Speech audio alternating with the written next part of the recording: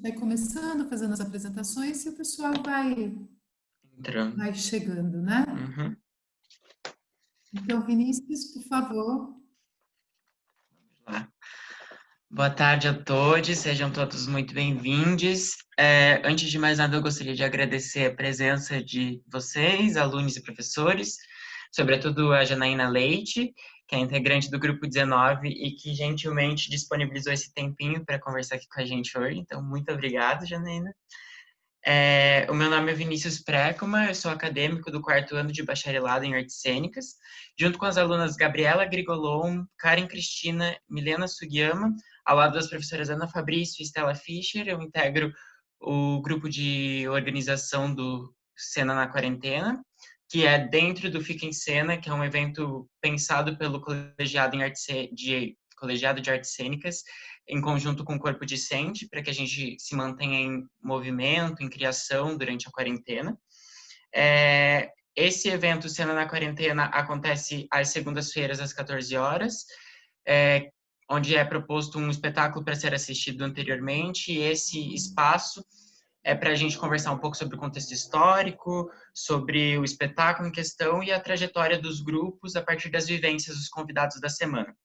Eu vou fazer alguns pedidos para importantes. Eu acho que a Gabi não está aqui hoje, então não sei, o Wagner não vai ter tradução, mas enfim, acho que é bom a gente falar sempre o nome de quem tá perguntando ou falando antes de começar a falar efetivamente. Eu peço também para que os microfones se mantenham desligados durante a conversa, para que a gente não tenha nenhum tipo de interferência. A Lu também vai ficar meio de olho, qualquer coisa ela dá uma desligada lá.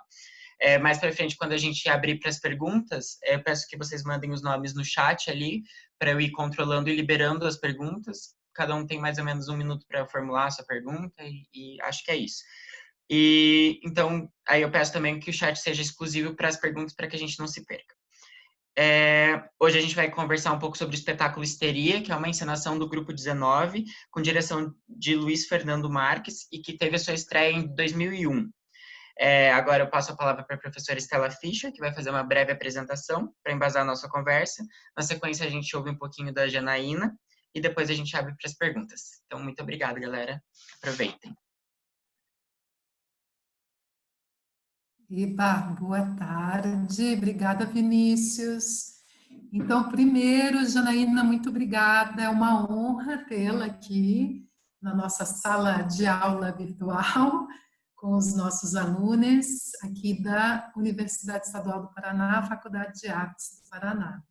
Bom, a gente já vem introduzindo também a atividade para a Janaína, né? A gente já vem algumas semanas conversando sobre teatro de grupo. Nós falamos do teatro de grupo daqui de Curitiba, e agora com a 19, a gente pode ampliar um pouquinho essa conversa para entender os processos colaborativos e de como essas companhias foram muito importantes no contexto lá de São Paulo, inclusive para a criação de novas políticas públicas que olhassem para o teatro de grupo, para o fomento do teatro de grupo, esse teatro que a gente vem conversando, que é um teatro que é feito de continuidade, de núcleos estáveis, né, com processos colaborativos de criação e manutenção da equipe. E o grupo 19 de teatro também tem uma característica parecida com os grupos que falamos anteriormente, que ele foi criado, gestado, num ambiente também universitário. Então, esse encontro entre os integrantes, as integrantes, acontece dentro de um curso de formação também, né? Então, um diretor, o Luiz Fernando Marques, que então tinha mais ou menos 24 anos, essas informações eu tiro de um texto do Valmir Santos, crítico teatral, que escreveu um texto do livro da companhia, tá? do Grupo 19, e também esse encontro entre o diretor Luiz Fernando Marques, 24 anos na época, mais ou menos, as atrizes Gisela Milás, Janaína Leite, que está aqui com a gente, Juliana Sanches, Raíssa Gregori, Sara Antunes. Daí depois a Janaína pode completar quem mais estava nesse momento inicial e quem mais entra no decorrer da trajetória do grupo. Então, eles tinham vínculo com a Universidade de São Paulo, o curso da EAD, se eu não me engano, né, Janaína? E num projeto coordenado pelo Antônio Araújo, diretor do Teatro da Vertigem, que nesse, então, anos 2000, estava muito na ordem do dia as discussões e os procedimentos de criação teatral que tomavam os processos colaborativos como principal frente de criação.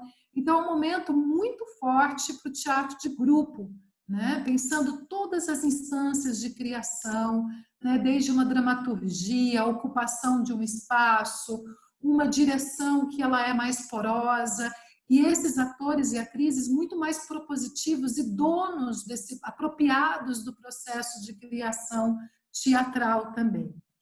E sobre o Histeria, que é o espetáculo que nós assistimos hoje, vocês viram que essa encenação acontece em espaços outros que não a Caixa Preta, né? Encenada em casarões históricos, em outros espaços, e ele estabelece uma relação, o espetáculo estabelece uma relação direta com a plateia feminina, né? Seja pela temática, pelas escolhas dessa dramaturgia de cena também. Então, as espectadoras, elas ficam sentadas nos bancos próximos às atrizes, né, das 5 personagens mulheres, enquanto os homens estão numa arquibancada à parte, né? Almir Santos, ele diz assim: alternando lirismo e poesia, os solilóquios das 5 pacientes expõem a remota linha do tempo de mulheres oprimidas e seus desejos e sentimentos catalogados como anormais, histéricos, inclusive pela medicina institucional. Bom, hoje nós vamos falar sobre histeria, mas o grupo continua criando. Então, em 2005, eles criam Higiene, e eles passam a ocupar, então, a sede da Vila Maria Zélia, que é a vila operária na zona leste de São Paulo, e eles estão lá até hoje. Janaína também pode falar um pouquinho mais dessa ocupação desses espaços. Depois, 2008, a Rufus, e assim a continuidade do grupo até hoje, que eles continuam em atividade, já com novos projetos aí pensados, inclusive com prêmios, né, esperando aí esse momento da gente retomar as nossas atividades presenciais para nova criação. Então, só pensando que esse processo colaborativo da virada do milênio do 2000 é um procedimento do grupo, tá? Determinando as estratégias, as ações criativas do grupo, tá? E a forma também como eles extrapolam o lugar da cena e possam também oferecer outros tipos de ações nas comunidades, né? Ou no entorno artístico também. Bom, uma última fala do Valmir Santos, que eu acho importante justamente para pensarmos o Histeria enquanto procedimento criativo de grupo, ele diz assim, sobre a dramaturgia, né? Uma dramaturgia em colaboração, esculpida na palavra, no espaço, no gesto, no movimento que vai junto, com e para o público. Um projeto artístico que escava utopia lá no respiro dos paralelepípedos, o que diz muito sobre o ofício do trabalhador e completa trabalhadora do teatro do Brasil contemporâneo. Como preâmbulo da apresentação, primeiro entram os homens, eles ocupam os bancos, cadeiras, as personagens já estão em cena, são palavras do Valmir, cuidando seus afazeres do hospício. Em seguida, as espectadoras, elas se sentam em bancos dispostos em círculo no centro do espaço, misturam-se as personagens. Nos primeiros 15 minutos de espetáculo, combina-se que nenhuma das atrizes interpretará no estrito senso da palavra. A intenção é não inibir as recém-chegadas companheiras dessa viagem simbólica com quem contracenam doravante. Assim, o sentido da presença se dá na reinvenção de um território propício a brincar com a luz do sol que pincela o solo e as paredes, às vezes caiadas, por exemplo, ou simplesmente a verter lágrimas diante do testemunho de dor das anfitriãs. Então, nesse clima, a gente vai, então, passar a palavra para a Janaína e aproveitem, divirtam-se. Obrigada, Janaína. Imagina, eu que agradeço o convite, a presença de todas, todos e todos. É sempre bom, né, poder visitar a nossa própria história, porque ela vai sendo ressignificada também. Então, é uma oportunidade também. Agradeço em nome do grupo o convite. Eu estou aqui como representante do grupo, né? E, obviamente, representando o grupo, eu recebo um pensamento próprio, porque não dá para falar por todo mundo, né? Cada um aqui foi tomando também caminhos outros e vai poder ressignificar essa história à luz do seu próprio percurso, né? Em relação à companhia, em relação aos trabalhos, em relação aos temas, né, que da maneira como cada um foi desdobrando, né, a própria pesquisa enquanto linguagem e a pesquisa temática. Se tiver alguma questão de áudio, enfim, me chamem aqui no bate-papo, me interrompam, que a gente vai tentando ajustar. Estão me ouvindo bem por enquanto? Ok? Massa. Então, vou fazer uma primeira fala, mas estou bem a fim da gente não demorar demais para ir para a conversa, né? Acho que pode ser um bom ponto de partida para a gente falar sobre procedimentos de criação, já que vocês também são artistas, são criadores, né? Mas, para além disso, tem questões particulares em relação a essa peça, né? Que eu acho que elas ganham, elas pedem, né? Uma recontextualização em função de tudo que aconteceu nesses últimos 20 anos, né? A questão de gênero, ela teve um boom de problematizações, né? Um avanço muito grande, assim. Então, de cara, a gente pode pensar em 3 tempos históricos para falar desse trabalho, né? Que a gente retrata, de certa maneira, que é a vida dessas mulheres histéricas ali no fim do século XIX, o ano de 2000, 2001, que é quando esse trabalho foi criado, né? E tinha um contexto, as pessoas que éramos naquele momento, né? Um coletivo ali de mulheres cisgêneras e um diretor homem cisgênero. E um contexto que é hoje, que é 2020, né, com milhões de outras questões que certamente atravessariam uma nova criação sobre o mesmo tema, né, ou que ressignificam a maneira como a gente abordou o tema há 20 anos atrás, quase, né, falando de um espetáculo que tem praticamente 20 anos e que continua sendo feito até hoje. A gente continua fazendo histeria, apresentando. A gente tinha agora, no mês de junho, uma apresentação marcada e não fez por causa do isolamento. A gente foi para o México ano passado, para o espetáculo. Até por ser um trabalho muito simples em termos de estrutura, ele tem uma dificuldade que é a questão do espaço, né? Exige essa boa vontade dos festivais, das instituições, para acolher o espetáculo fora da caixa preta, o que nem sempre é fácil encontrar essa predisposição. Mais achado, né, e o espaço e tendo essa disponibilidade, ele é simples, ele não tem um grande aparato para acontecer, ele precisa de bancos de madeira e esse espaço. Não usa luz artificial, não usa som, né, então é uma peça relativamente barata, né, e a gente consegue até circular ela mais do que vários outros espetáculos da companhia, né. Então, e é um espetáculo porque ele tem muita interação com a plateia, a gente tem também a gente encontra nele um frescor em fazer e refazer, porque ele pode realmente se reatualizar nessa relação com o espectador e a gente, como artista, também fica sendo alimentados por essas novas pontes, né? Fazer no México, por exemplo, foi muito próximo da sensação de quando a gente estreou o espetáculo. As questões de gênero lá estavam nem próximas do boom que a gente tem aqui, então era quase como se a gente estivesse voltando no tempo, fazendo o trabalho lá, em um país que a gente sabe que tem uma fortíssima história, um histórico de misoginia, de machismo, de feminicídio, né? Foi muito forte reatualizar o espetáculo lá, né? Nesse outro contexto.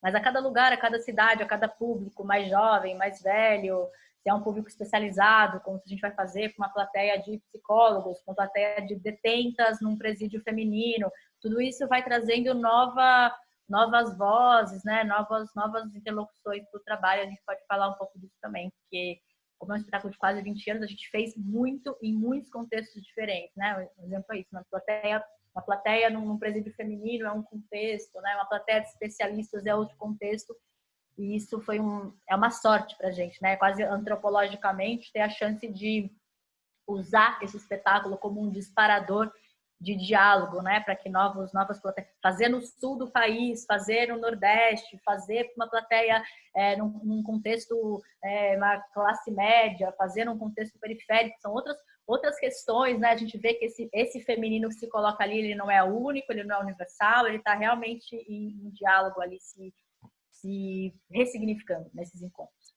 Mas voltando um pouco às origens, né? Só para situar a formação do grupo, né? O Grupo 19 de Teatro, ele nasce num contexto universitário. No caso ali, a gente fazia... Os primeiros integrantes estavam muito mais ligados ao contexto da EAD, que é uma escola técnica de formação de ator, né? Dentro da Universidade de São Paulo. Mas existe um trânsito, né? As escolas, a escola técnica que é a EAD, ocupa exatamente o mesmo prédio, as mesmas salas que a graduação e a pós-graduação da Escola de Comunicação e Artes da USP. A ECA funciona de dia, manhã e à tarde, e a EAD funciona à noite. Isso é uma coabitação histórica, tensa também entre as duas escolas, e também fértil, né?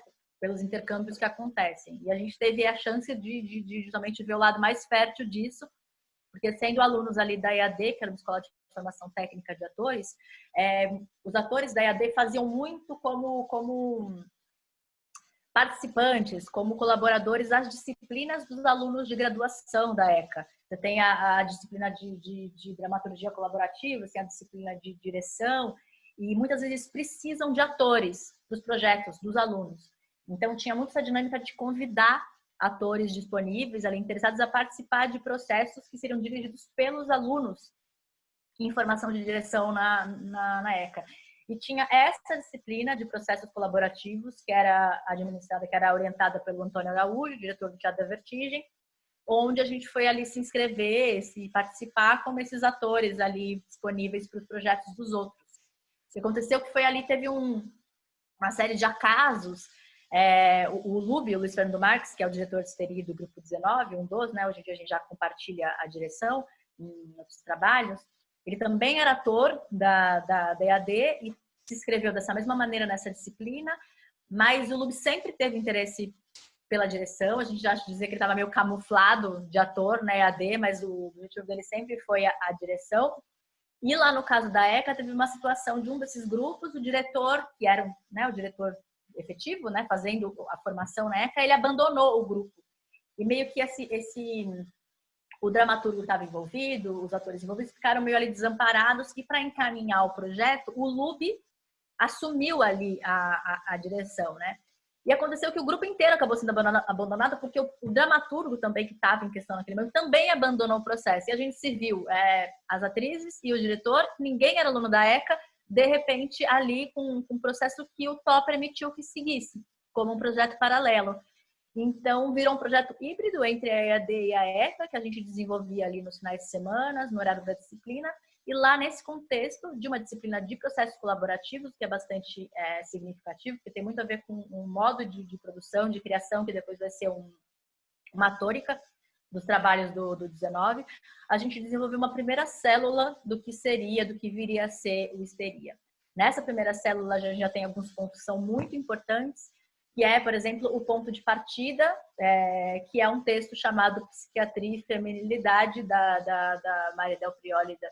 Tem um livro chamado História das Mulheres no Brasil, da Mária Del Priori e Magali Engels, onde tem uma série de artigos sobre a história das mulheres no Brasil, né, das mulheres intelectuais, das mulheres da bruxaria, a questão do nascimento, a questão da roda dos esforços, tem uma série de temas que estão ali compilados nesse livro. E a gente escolheu particularmente esse artigo, que era o Psiquiatria e Feminilidade, no qual já existiam umas mini-biografias, umas células, que viraram a base para a criação das personagens. Ali a gente tinha fichas médicas, ali a gente tinha boletim de ocorrência, ali a gente tinha fragmentos, né, analisando essas mulheres que foram diagnosticadas como histéricas, né, no século XIX. O ponto de partida, a tese do artigo é que ali o que a gente via não era uma doença, no sentido de uma patologia ali genética ou mental, mas o que a gente via, na verdade, nessas histéricas era o sintoma de uma época. Ou seja, a histeria, na verdade, deflagrava, né, um contexto social, cultural, opressivo, né, que gerava como sintoma, né, a histeria era um fazer ver, a histeria era um revelar de uma estrutura muito para além de uma subjetividade, né, de uma pessoalidade que estava ali perturbada psicamente ou fisicamente, né? Então, o texto já trazia essa compreensão de que a histeria era muito mais um fenômeno sociocultural do que uma patologia. A partir dessa tese, desses primeiros fragmentos de materiais que estavam contidos nesse texto, a gente foi para a sala de ensaio e começou a trabalhar essa história dessas mulheres. E ali a gente já fez algumas escolhas que foram decisivas para o espetáculo adiante, por exemplo, que era essa divisão entre homens e mulheres. O que, obviamente, a gente pode conversar sobre isso. Hoje, essa divisão em si já seria problematizada de uma outra maneira, né? Naquele momento, isso não era uma questão. Em 2000, isso era meio ainda muito dado, né, de graça, essa binariedade, né, da classificação ali, das relações de gênero, da possibilidade de se jogar com uma plateia a partir de uma perspectiva homem e mulher, né? Então, dentro desse jogo, reproduzindo um jogo do século XIX, né, visto que uma estrutura que foi bastante inspiradora para a gente criar essa dinâmica no espetáculo, né, foi de fato um dispositivo, era a própria maneira como essas histéricas eram expostas, né? No fim do século XIX, a gente tem a situação célebre do Charcot, que era um psiquiatra, que expunha as histéricas num verdadeiro teatro, né? Para os intelectuais, médicos da época verem essa espécie de show da histeria, né? Porque a histeria, ela tem muito esse dado de teatralidade, por um lado, né? Pela maneira como ela se faz ver, né? Tem algumas, vamos dizer, a histeria para o outro, né? Ela sempre precisa de dois para ter uma histeria. Ela sempre é algo para o olhar do outro, né? Se a gente fala isso dessa forma do senso comum, né? O histérico, a histérica, né? Estaria sempre mostrando alguma coisa, fazendo ver alguma coisa, querendo que alguma coisa seja percebida. E era a maneira das histéricas, de fato, se fazerem ver, se fazerem ouvir. E isso era colocado nesses teatros. Tinha a Salpêtrière, que é um teatro em Paris, um teatro anexo a um instituto psiquiátrico, onde essas histéricas, elas eram realmente, participavam de demonstrações, né? Um circo de horror, se a gente pensar, né? No sofrimento psíquico, né? O sofrimento que acometia essas mulheres, e ter isso exposto, né? Nesse contexto de uma plateia, enfim, com esses médicos manipulando os corpos delas, né? E de hipnose, quais seriam essas manifestações histéricas físicas, né? O arco da histeria, as imagens famosas, né? Eram contorções, né? Paralisias, né? Fenômenos físicos, né? Que de alguma maneira estavam relacionados à histeria e que eram vistos, né? Por uma plateia, pelos surrealistas, né? Tem uma série de obras que são inspiradas nessa expressão das histéricas. Essa dinâmica do teatro, e aí a gente tem realmente uma plateia majoritariamente masculina e essas mulheres sendo expostas. Também a gente faz também a nossa apropriação dessa estrutura de olhar, né? Desse ponto de vista do olhar. E também era a nossa maneira de ressignificar a questão do ponto de vista, né? Uma história que foi, a gente sabe, majoritariamente contada, escrita pelos homens, era também a nossa maneira de colocar os homens numa posição de escuta, de silêncio ali, né, de distanciamento, enquanto essas mulheres estavam ali no centro da cena articulando suas histórias. Mas é claro que isso há uma dialética nessa posição, porque por um lado a gente silencia os homens nessa plateia, estão ali como um espectador afastado, e as mulheres estão no centro da história. Por outro lado, elas são objeto desse olhar, elas estão ali como objeto do olhar desses homens que estão numa posição, não à toa a gente coloca realmente uma posição de palco italiano para os homens, né? Uma posição de plateia clássica, convencional, e as mulheres estão numa posição de semi-arena, né? Então, a gente pode ver isso de uma forma dialética, né? Quem é que tem o controle de quem ali nessa relação de sujeito e objeto, né? Acho que é mais complexo que isso. Não acho que só esse silenciamento seja uma marca de tirar o poder. Há um poder também, você poder olhar de fora e ter o outro como um objeto da sua análise, né? Objeto do seu prazer, objeto da sua contemplação.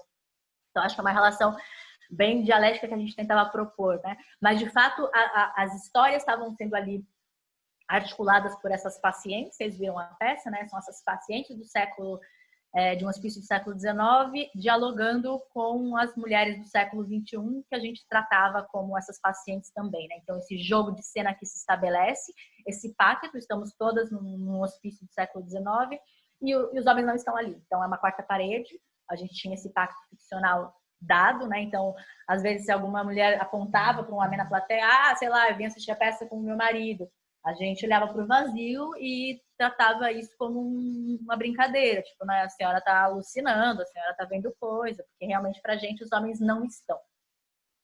Mas eles estão sempre presentes através dessa voz onisciente, onipresente, que é esse Dr. Mendes, que é uma figura masculina fundamental da dramaturgia, que nunca é visto, ele é sempre trazido pela voz de uma das pacientes que se coloca na posição de enfermeira, que se coloca numa posição de distância em relação às outras mulheres, que são as loucas, e ela não. Ela é essa que se identifica com a voz do poder, essa que se identifica com a voz de controle, com a voz do doutor, né? Ela não é o doutor, ela não tem o poder, mas ela se identifica com o poder e ela faz uma espécie de mediação. Acho que isso é uma posição também ocupada pelas mulheres historicamente, né? De mediarem o poder masculino, o poder institucional, né? E aí o sintoma, né?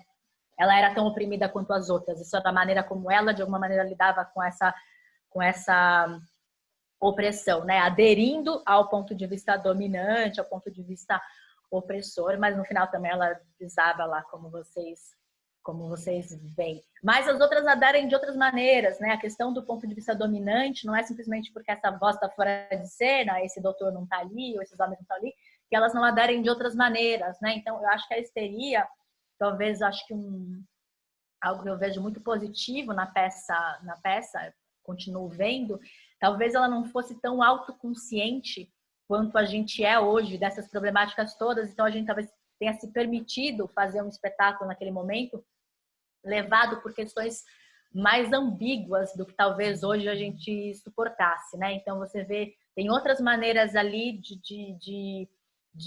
da gente entender como o poder estava introjetado também nessas mulheres, né? Quando a Maria Torinho, ela mata o marido, ela não mata porque ela quer revolucionar nada. Ela mata porque ele não cumpriu o papel de provedor dele e ela se viu desamparada na sua função materna. Ela falou assim, eu estou cumprindo o meu papel, porque ele não está cumprindo o dele. Então, de aderir tanto, né, e ela entra num colapso. Obviamente, tudo isso é muito complexo, porque é uma espécie de implosão, né? Alguma coisa, o ato extremo de você matar o marido com 3 machadadas na cabeça, né? Obviamente que ele significa muito mais do que você não trouxe dinheiro para casa, né? Ele é um sintoma histérico nesse sentido de uma opressão que ela é muito mais profunda. Então, para a gente é muito interessante pensar a histeria à luz dessa complexidade, né? Desses 3 tempos, né? 1900, no final do século passado, retrasado já, momento que a peça foi criada e hoje. E, bom, o grupo, naquele contexto da universidade, a gente tinha esse material, Psiquiatria e Feminilidade, que já tematiza um pouco dessas questões que eu estou trazendo, né? A histeria como sintoma e não social, e não como uma doença, né? Psicofísica. E essa estrutura de divisão de plateia, que parte de tudo isso que eu falei, né? Desse grande teatro da histeria, promovido, né, e assistido por uma plateia principalmente masculina. Com isso, a gente vai para um processo de sala de ensaio colaborativo. Não sei em termos vocês conhecem, né, a palavra, mas de fato também o colaborativo não tem uma definição única. Os grupos vão criando a sua própria maneira de se relacionar com o termo e produzir sua própria metodologia, né? Então, certamente o colaborativo do Teatro da Vertigem não é o mesmo que o do 19, que não é o mesmo da Companhia São Jorge, que não é o mesmo de uma série de companhias que trabalham a partir desse ponto de partida, né? Mas no 19 isso é muito determinante, o grupo vai caminhar a partir de histeria para um processo realmente de escrita coletiva durante muitos espetáculos, né? Os primeiros 3 espetáculos, que é uma trilogia histórica, né? Que é o Histeria, Higiene e Arrufo, são todos assinados coletivamente mesmo. Histeria e Higiene foram publicados, né? E essa questão da autoria coletiva, ela está ali discutida nos textos do livro, né? O que é uma autoria coletiva, como o mundo entende ou não entende isso, os impasses que isso também tem, né? A gente tenta ir lidando com esses, não é simples, não é fácil, mas a gente entende que foi muito fértil para o grupo trabalhar dessa maneira por muito tempo, né? E aí a gente chega nessa primeira versão, que a gente abre ainda nesse contexto de uma disciplina ali, né? Numa disciplina extracurricular, para nós que éramos DAD, e sente a vontade de continuar. E depois a gente segue fora da disciplina do TO, a gente continua se encontrando aos finais de semana, lá no tempo que a EAD, no tempo e espaço que a EAD permitia, e continua mais um ano trabalhando sozinhos, né? A partir desse princípio do colaborativo, a partir de uma base muito heterogênea de criação, fontes históricas, livros teóricos, diários das avós, poesias, materiais do século XIX que ajudavam a gente a compor esse mosaico de mulheres, né? A gente criou um mosaico de perfis dessa mulher burguesa do século XIX, né? Lembrando que a gente está falando de um contexto, são mulheres brancas burguesas do século XIX. Teriam vários outros contextos para pensar o feminino daquela época, né? Certamente pensar o que era o feminino das mulheres escravizadas seria de uma outra história, a ser contada e que está sendo contada, né?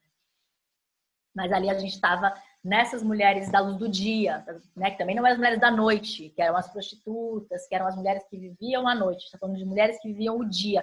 Então, a escolha do espaço, por exemplo, de não ter luz artificial, tem muito a ver com essa história diurna das mulheres, né? De mulheres confinadas no doméstico, destinadas ao casamento, destinadas aos cuidados das crianças, né? Que estavam ali nesse pacto, né? Social. E com isso, a gente ficou um ano em processo e finalmente chegou na primeira estrutura de histeria, ainda sem o desafio da plateia. Então, a gente estreou uma primeira estrutura com 45, 50 minutos, onde a gente ficava ensaiando, falando para o vazio, ensaiando para uma boneca, né? Aquela personagem que vocês viram, que é a Maria Tourinho, que ela fala exclusivamente para uma das mulheres da plateia o tempo inteiro. A Sara ensaiou meses com uma boneca do lado dela. E, obviamente, quando a plateia de verdade chegou, isso alterou ainda muito o espetáculo. Não sei, estruturalmente, né? A estrutura ela era a mesma, mas substancialmente, né? Quando a gente entendeu que essa dramaturgia dependia muito mais do que a gente imaginava desse confronto de épocas, porque não era uma peça que nunca se pretendeu museológica, retratar a vida de mulheres lá do século XIX, mas ela se pretendia um diálogo para que nessa diferença de tempos, nessa semelhança de tempos, a gente pensasse, obviamente, sobre essas questões hoje, né? Naquele momento que a peça estreou e até hoje, que seja muito mais um deflagrar das questões do nosso tempo do que fazer uma espécie de mapeamento histórico daquela vida, daquele tempo, assim. Então, isso pra gente era bem claro. Então, quando a plateia chegou, a peça foi se modificando muito, né? Ela foi ganhando. A peça hoje em dia tem 1h30, 1h40 e não foi acrescentado o texto. A única coisa que a gente aprendeu a jogar. Aprendeu a conversar com a plateia, aprendeu a perguntar de verdade, escutar de verdade a resposta, aprendeu a incluir o jogo na estrutura. Então, isso aqui, de fato, modificou, né? A gente faz teatro, né? Então, teatro tem a ver com presença, tem a ver com jogo, né? Então, isso é uma dramaturgia que para o 19 interessa muito, assim, né? Qual é a dramaturgia do espectador?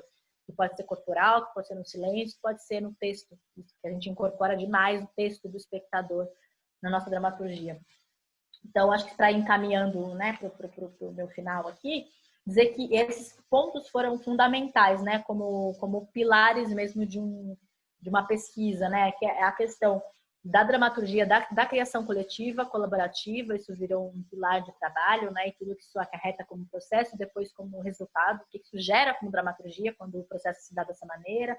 A questão do espaço, né, do espaço como dramaturgia, não só do espaço histórico, mas concretamente o que é que o espaço modifica a relação do corpo do ator com seus materiais, do corpo do ator com os espectadores, né, que tipo de relação estabelece quando você está numa caixa preta com a plateia no escuro e quando você está num espaço compartilhado, onde você olha nos olhos, onde você toma decisões como essa, por exemplo, de separar uma plateia de outra plateia, né? São decisões que implicam, que modificam o que vai se estabelecer ali como contato, como troca, né? Então é um ponto bem importante, né? E a questão da interação, de novo, dessa dramaturgia que se produz na interação com o espectador, o lugar do espectador na dramaturgia, para a gente é um ponto fundamental. Assim. Então, o Histeria acaba que ele cria as bases de um trabalho que vai render aí mais 18 anos pela frente. Obviamente ele vai oscilar, transitar bastante, né? A gente passa a ter experiências com dramaturgos e dramaturgas em algum momento, depois volta. A posição de direção no grupo, ela também vai variando. Esse trabalho com as fontes heterogêneas também vai mudando, né? Horas muito mais fragmentado, muito mais radical, horas um pouco mais centralizado no material de apoio, que pode ser um conto, que pode ser uma peça, que pode ser, né, uma dramaturgia de alguém. Nunca a gente parte de um texto pronto e monta. Mentira, a gente fez isso no último infantil que a gente fez. Na verdade, teve etapas, porque a gente parte de um livro do Amos Oz, passa por uma adaptação, mas aí de fato assumido por um dramaturgo da companhia, que é o Ronaldo, e uma montagem. Então, acho que o mais próximo que a gente tem de uma experiência clássica, assim, de mais convencional de teatro, é a partir de um livro que é a literatura, que passa por um tratamento dramatúrgico teatral e que vira uma montagem, né? Todas as outras experiências são muito mais híbridas, tem um trânsito muito mais forte com a cena, com um processo muito mais anárquico, né? Onde a gente vai realmente descobrir no processo que dramaturgia vai ser essa, que encenação vai resultar daí. Então, eu acho que isso para uma primeira geralzona. E aí acho que a gente pode abrir para perguntas, coisas que tem a ver com o processo, com criação, com temática. Acho que aí vamos ver para onde que o interesse de vocês vai. Eu vou começar então, Janaína. Eu fiquei muito curiosa com a experiência do México, que foi ano passado, e que você relacionou com o período da estreia no Brasil. E aí uma curiosidade que tem relação com esse momento histórico, que a gente não tinha ainda a presença, o lugar, a ocupação do lugar das trans na sociedade como a gente tem hoje, que, né, uma conquista de muito tempo e tal. E aí a minha pergunta é assim: vocês tiveram trans na plateia?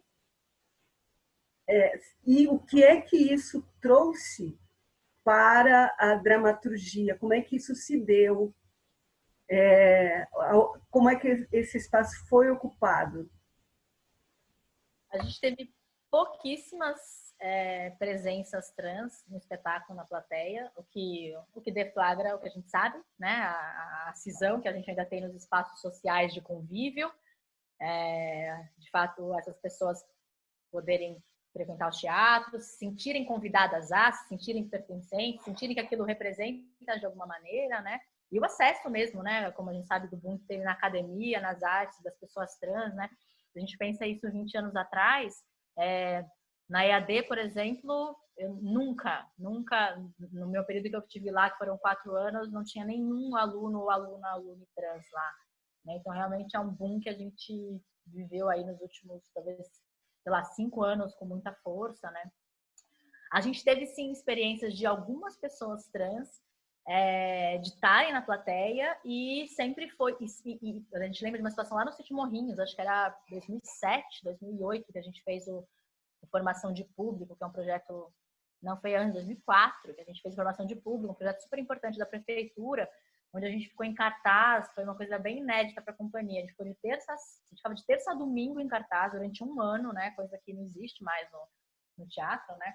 Ou seja, a gente apresentou quase todos os dias do ano o espetáculo. Terça e sexta eram para escolas de segundo grau, ensino adulto e ensino adolescente também. E final de semana era aberto para a plateia em geral.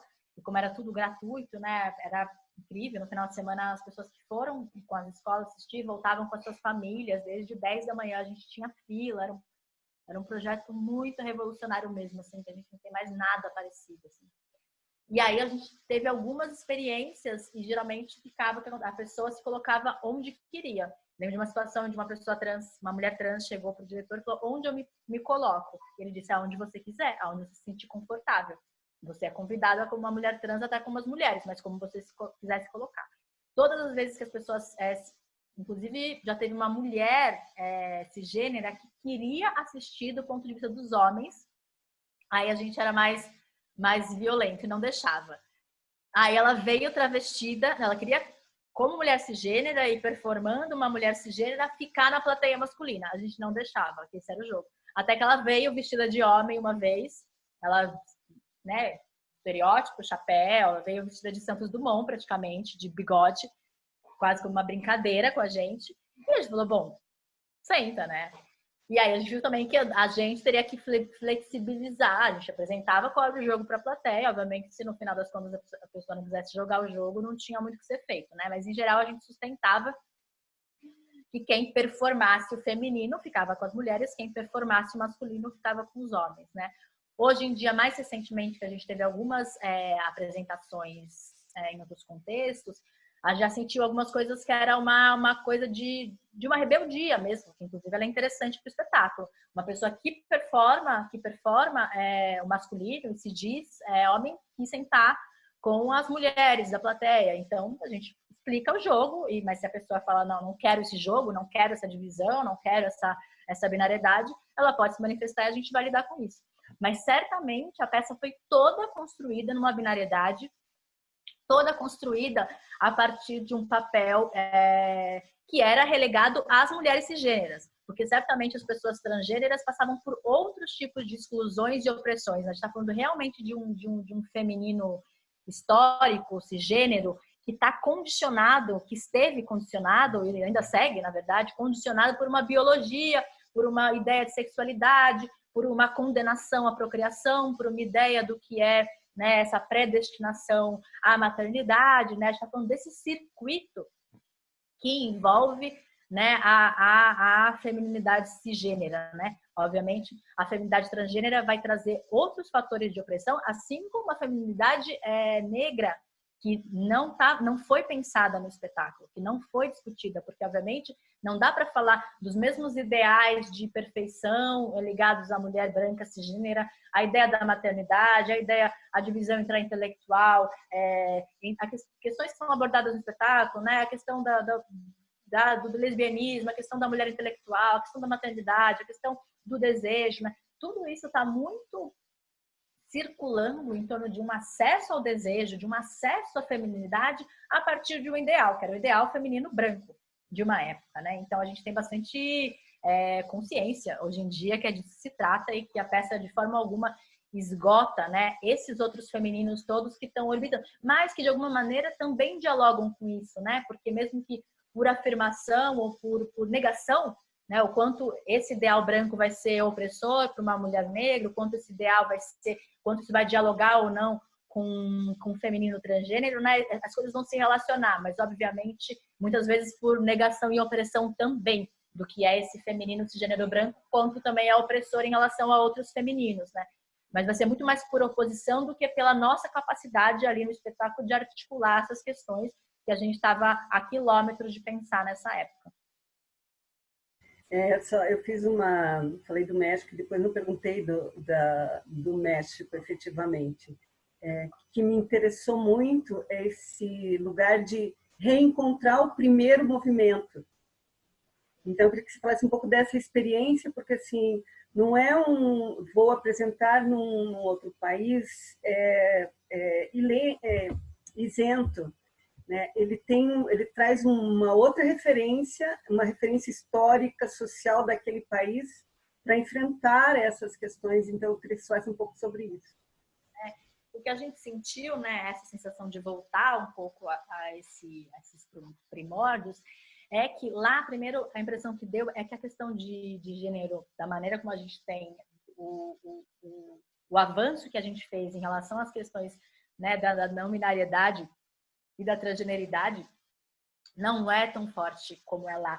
Eu sinto que eles ainda estão se deparando com essa matriz masculina e feminina históricas muito fechadas, né? Não é à toa que o machismo e o feminicídio lá é um dos mais brutais do mundo.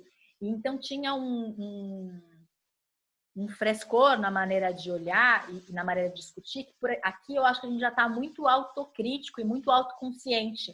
Quase como se essa discussão ela tivesse tão datada que a gente vai entrar já com outras discussões, já vai entrar com outras camadas. Lá não. Meio que essa é é tão ainda fresca, é tão ainda urgente, tão ainda não sanada, não acho que aqui esteja sanada em nada, né? Não acho que aqui esteja sanada a questão do feminicídio, do machismo, né?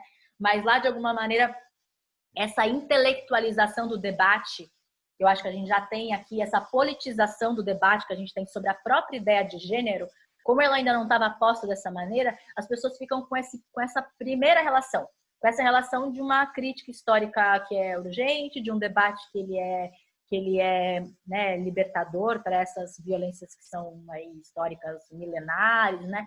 Então, era quase como voltar nessa primeira ingenuidade desse feminino masculino que a gente construiu ali.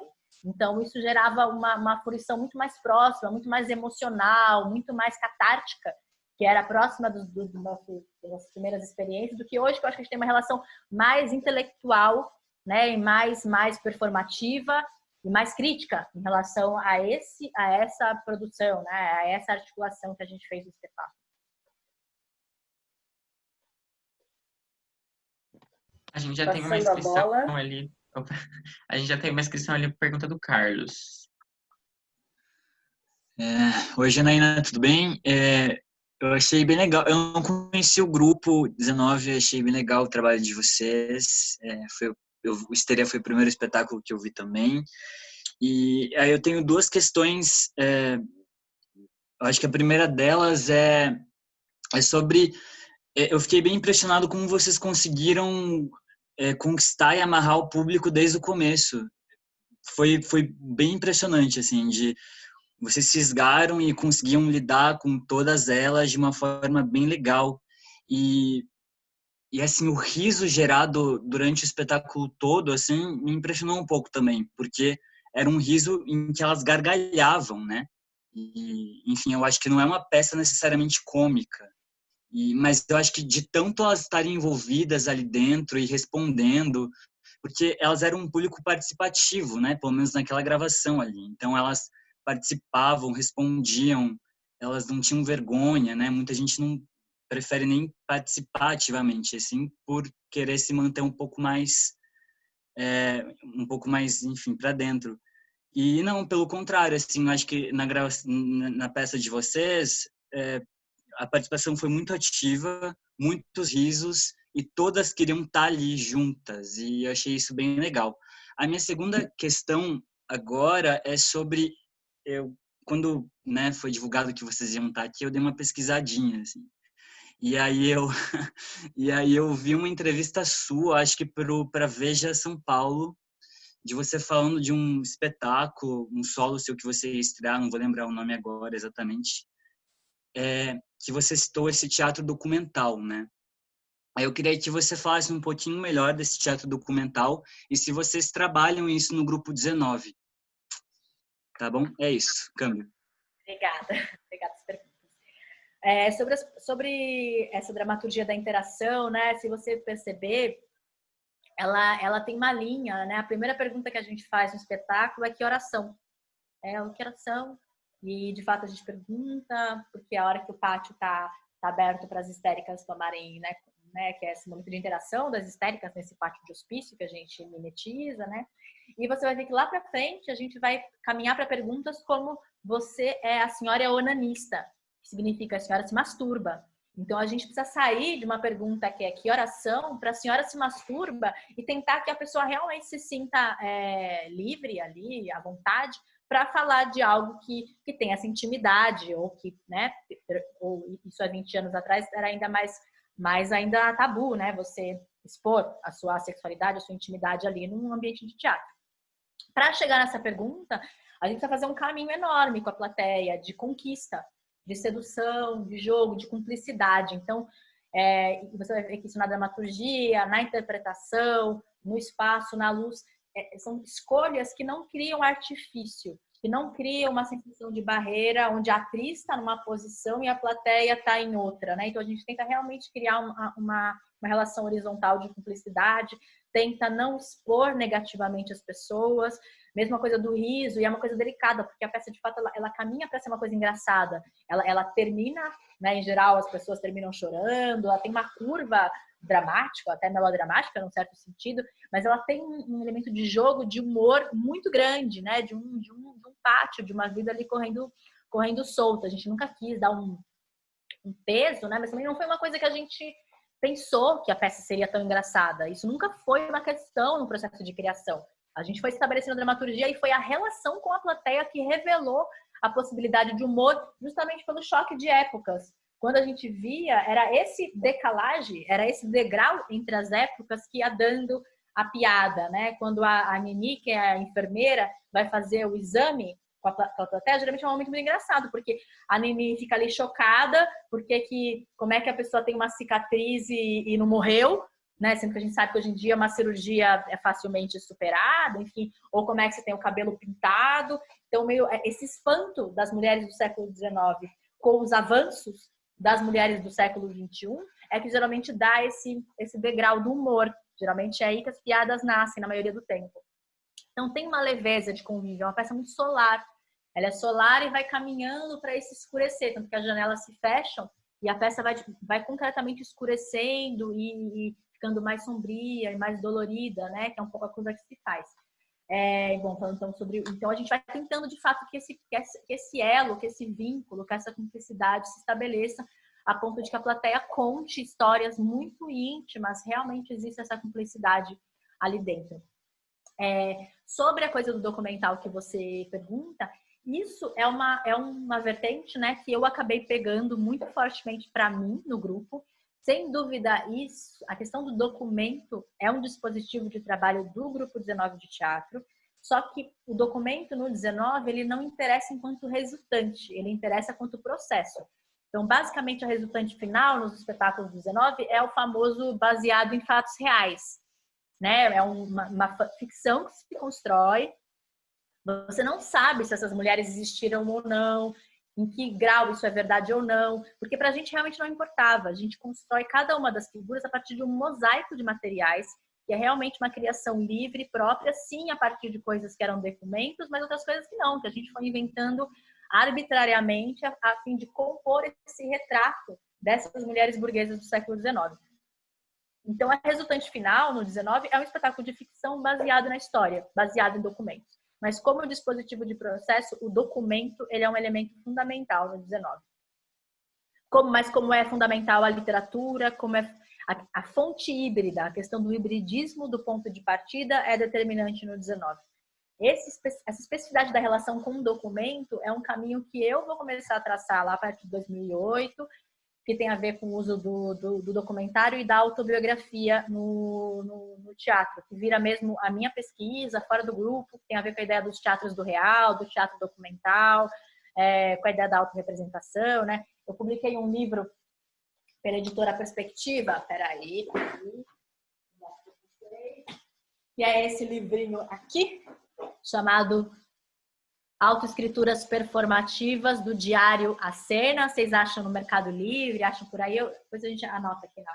Aliás, semana que vem, para quem se interessar, vai ter uma aula online que eu vou fazer sobre essa questão do documentário, da autobiografia, da memória, do depoimento nas artes cênicas. Então, quem se interessar, vai ser uma inscrição aberta, tanto gratuitamente, quanto tem uma contribuição lá, se alguém quiser fazer de 10, 20 reais, mas também quem não puder, é de boa, vai ser aberto. Eu passo para vocês passo para a professora, ela pode encaminhar para vocês o link da inscrição, porque é uma pesquisa que de fato eu fui investindo muito fortemente, muito inspirada nos procedimentos do 19, mas que isso ganha uma autonomia enquanto linguagem, pois que já os documentos se anunciam quanto tal.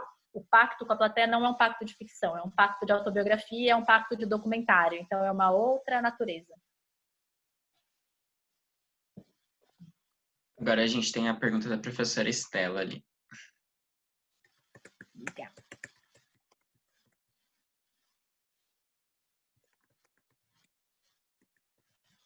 Oi, tá ouvindo, gente? Deu um tilt aqui.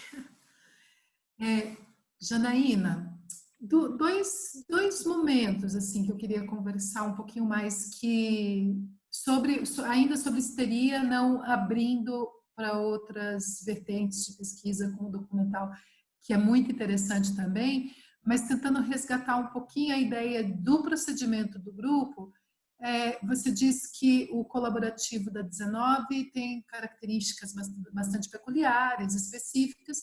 Queria, se você pudesse falar um pouquinho mais sobre como o grupo cria enquanto uma entidade de grupo. E outra coisa que seria legal de falar é quando vocês ocupam, então, o espaço lá da vila, como que isso interfere também no processo de criação, como que a dramaturgia do espaço, ela também protagoniza o trabalho de vocês. Essas duas instâncias da criação seria bem legal se você pudesse dar uma abordagem mais complexa. Obrigada, viu? Sobre a metodologia, né? Bom, é uma coisa que ela vai variando de trabalho para trabalho, mas tem algumas coisas que foram se mantendo, né?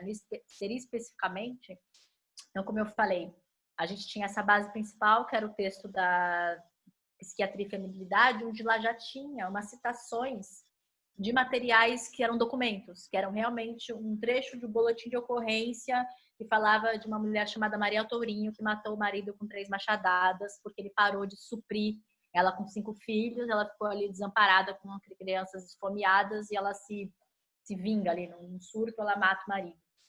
A gente tem a ficha da MJ, e a gente entende que MJ eram as mulheres que eram internadas, que elas eram de classe alta.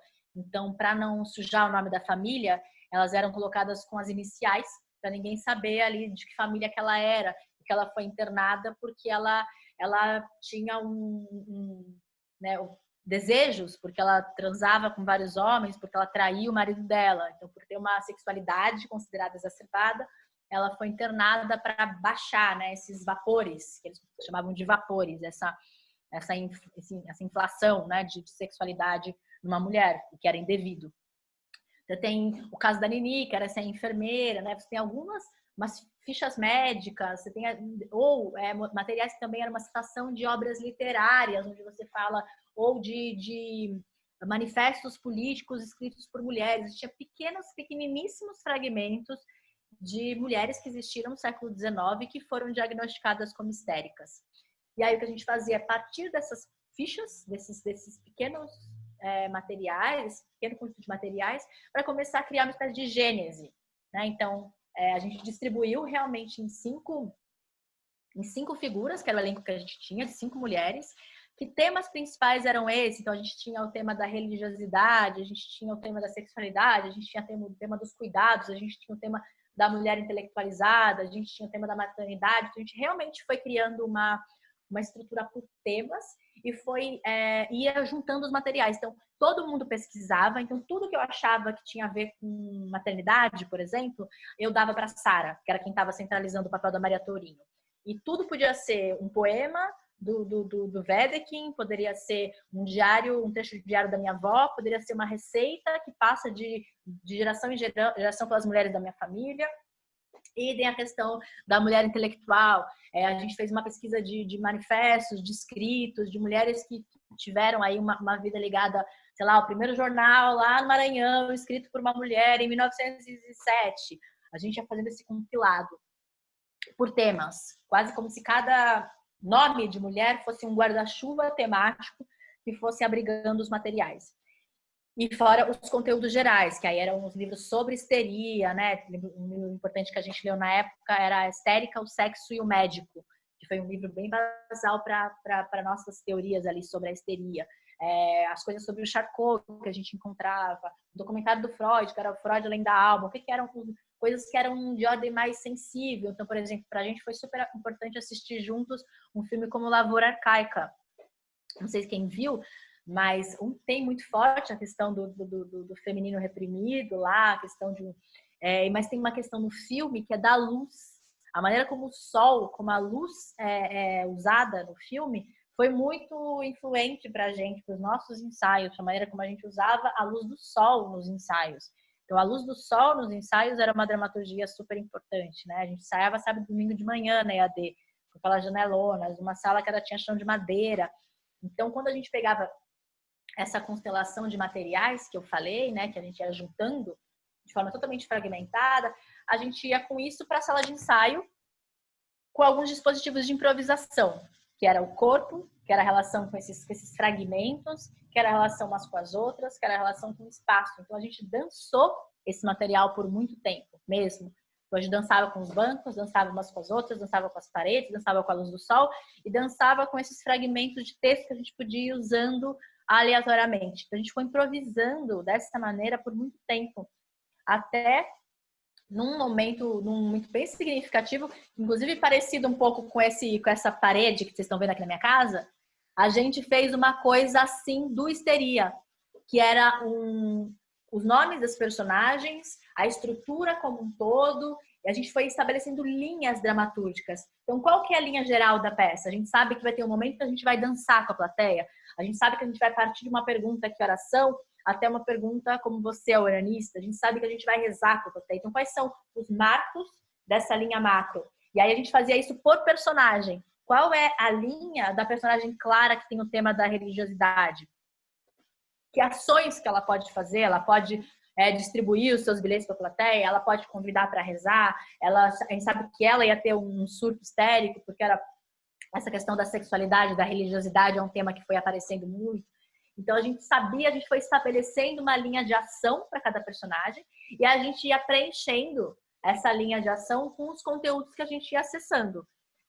Com materiais que eram teóricos, que eram esses arquivos de documentos, que eram coisas que a gente improvisava em sala de ensaio, e a gente ia preenchendo essas lacunas, esses pontos de apoio e voltava para a sala de ensaio para improvisar.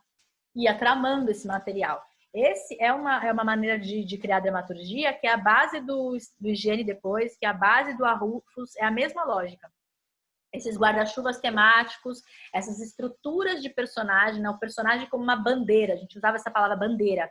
Qual é a bandeira do personagem, né? E nem era uma bandeira de uma defesa, mas a bandeira era o que está coberto por essa personagem. Quais são os temas que ele agencia, quais são as questões políticos, socioculturais que ele está articulando, né? Então, a bandeira desse personagem é a sexualidade, a religiosidade e sexualidade. O que a gente vai colocar sob essa bandeira, né? Então, era um pouco assim que a gente ia tecendo e sempre numa discussão coletiva muito forte, a ponto desses 3 espetáculos não serem assinados por ninguém. A gente vai quebrando a cabeça nessa lógica até sair um dia um texto. E é um trabalho bem demorado. E a Vila, ela vai ter ela vai, não nesse primeiro momento de Histeria, mas num segundo momento, que é já da criação do Higiene, ela vai somar a isso que eu falei, a esses procedimentos dramatúrgicos, né, a essa pesquisa histórica e tudo mais, a questão do espaço. A questão do espaço vai entrar determinantemente como dramaturgia. A gente já cria na Vila Maria Zélia, a gente já cria em relação com esses espaços. Então, o Higiene, a gente já sabe que vai partir de uma estrutura de cortejo, a gente sabe que tem a igreja, a gente sabe que tem os espaços fechados, sabe que tem a janela, a gente tem a vizinhança, a gente tem distância, a gente tem longe e perto. Toda essa dramaturgia do espaço, da vila, dos moradores, vai entrar diretamente. Então, ela vai somar a essas linhas da estrutura, da personagem, da história que já existia, vai somar uma linha do espaço. Qual é a dramaturgia do espaço? Quando é dentro, quando é fora, quando é longe, quando é perto, quando é uma igreja, um espaço público, quando é a casa de um personagem. Tudo isso vai determinar completamente assim, os rumos da encenação e temas novos que vão entrar no espetáculo em função da dramaturgia do espaço.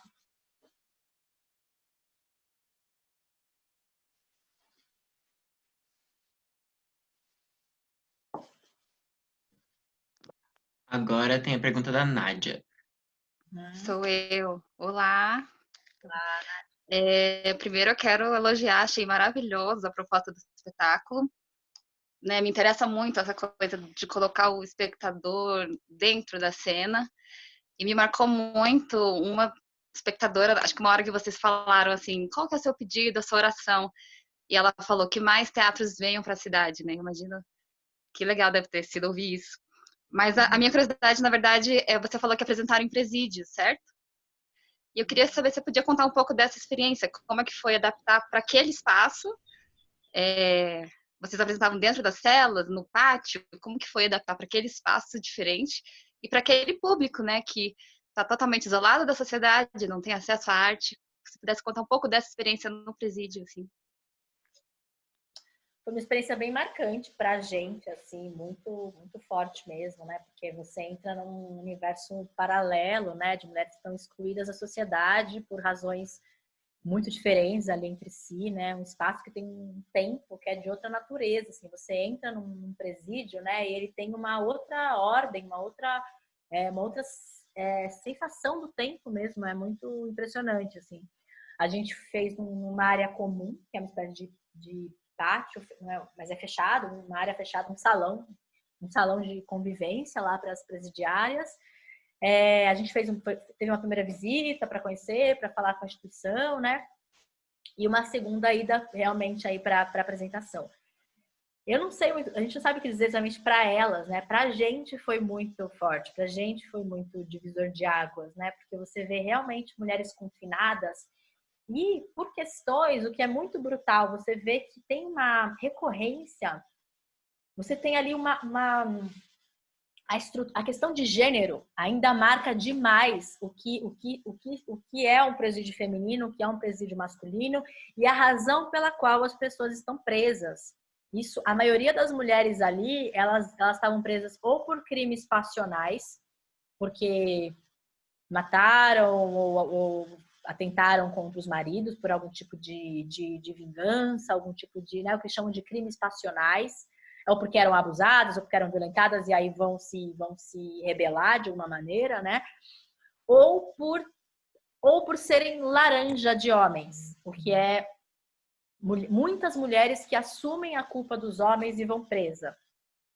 Isso nesse contexto do casal, das namoradas, e também na questão das mulas, né? As mulheres como essa fachada para o tráfico de drogas. Então, você tem muitas mulheres que estão ali por conta de serem mulas para o tráfico de drogas, porque elas são menos, teoricamente, né? A mulher ainda, ela representa como significante social algo que é menos perigoso, menos propenso ao crime, né? A mulher é menos violenta, ela é menos...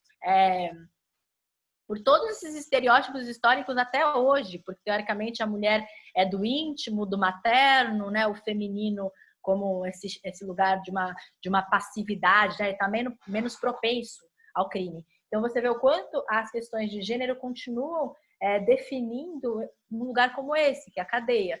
Então foi muito forte para a gente se deparar com essa realidade ainda hoje, né?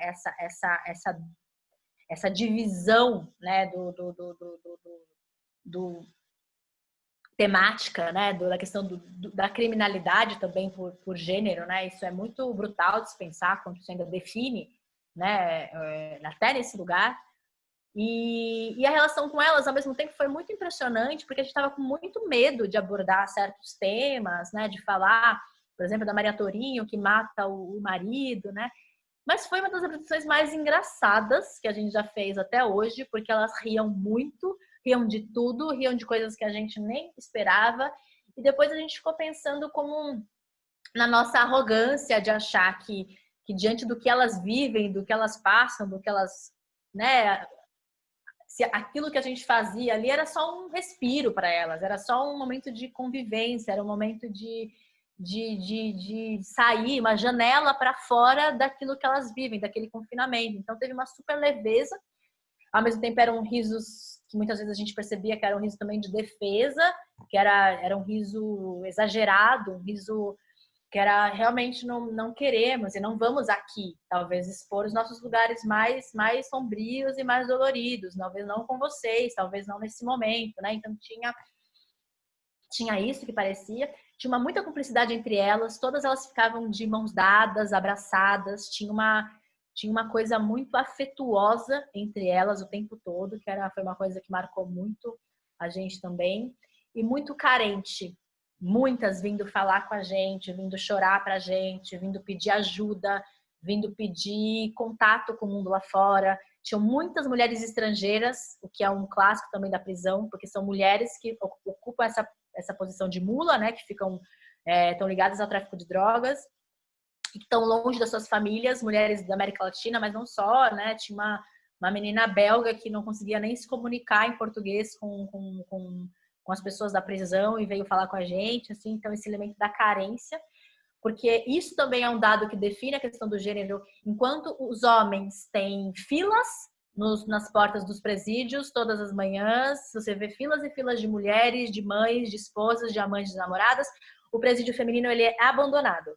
As mulheres não recebem nem, né, pensar isso em números, elas são abandonadas pelos parceiros, pelos maridos. A lógica do amante, né, os caras conseguem namoradas na prisão. Tem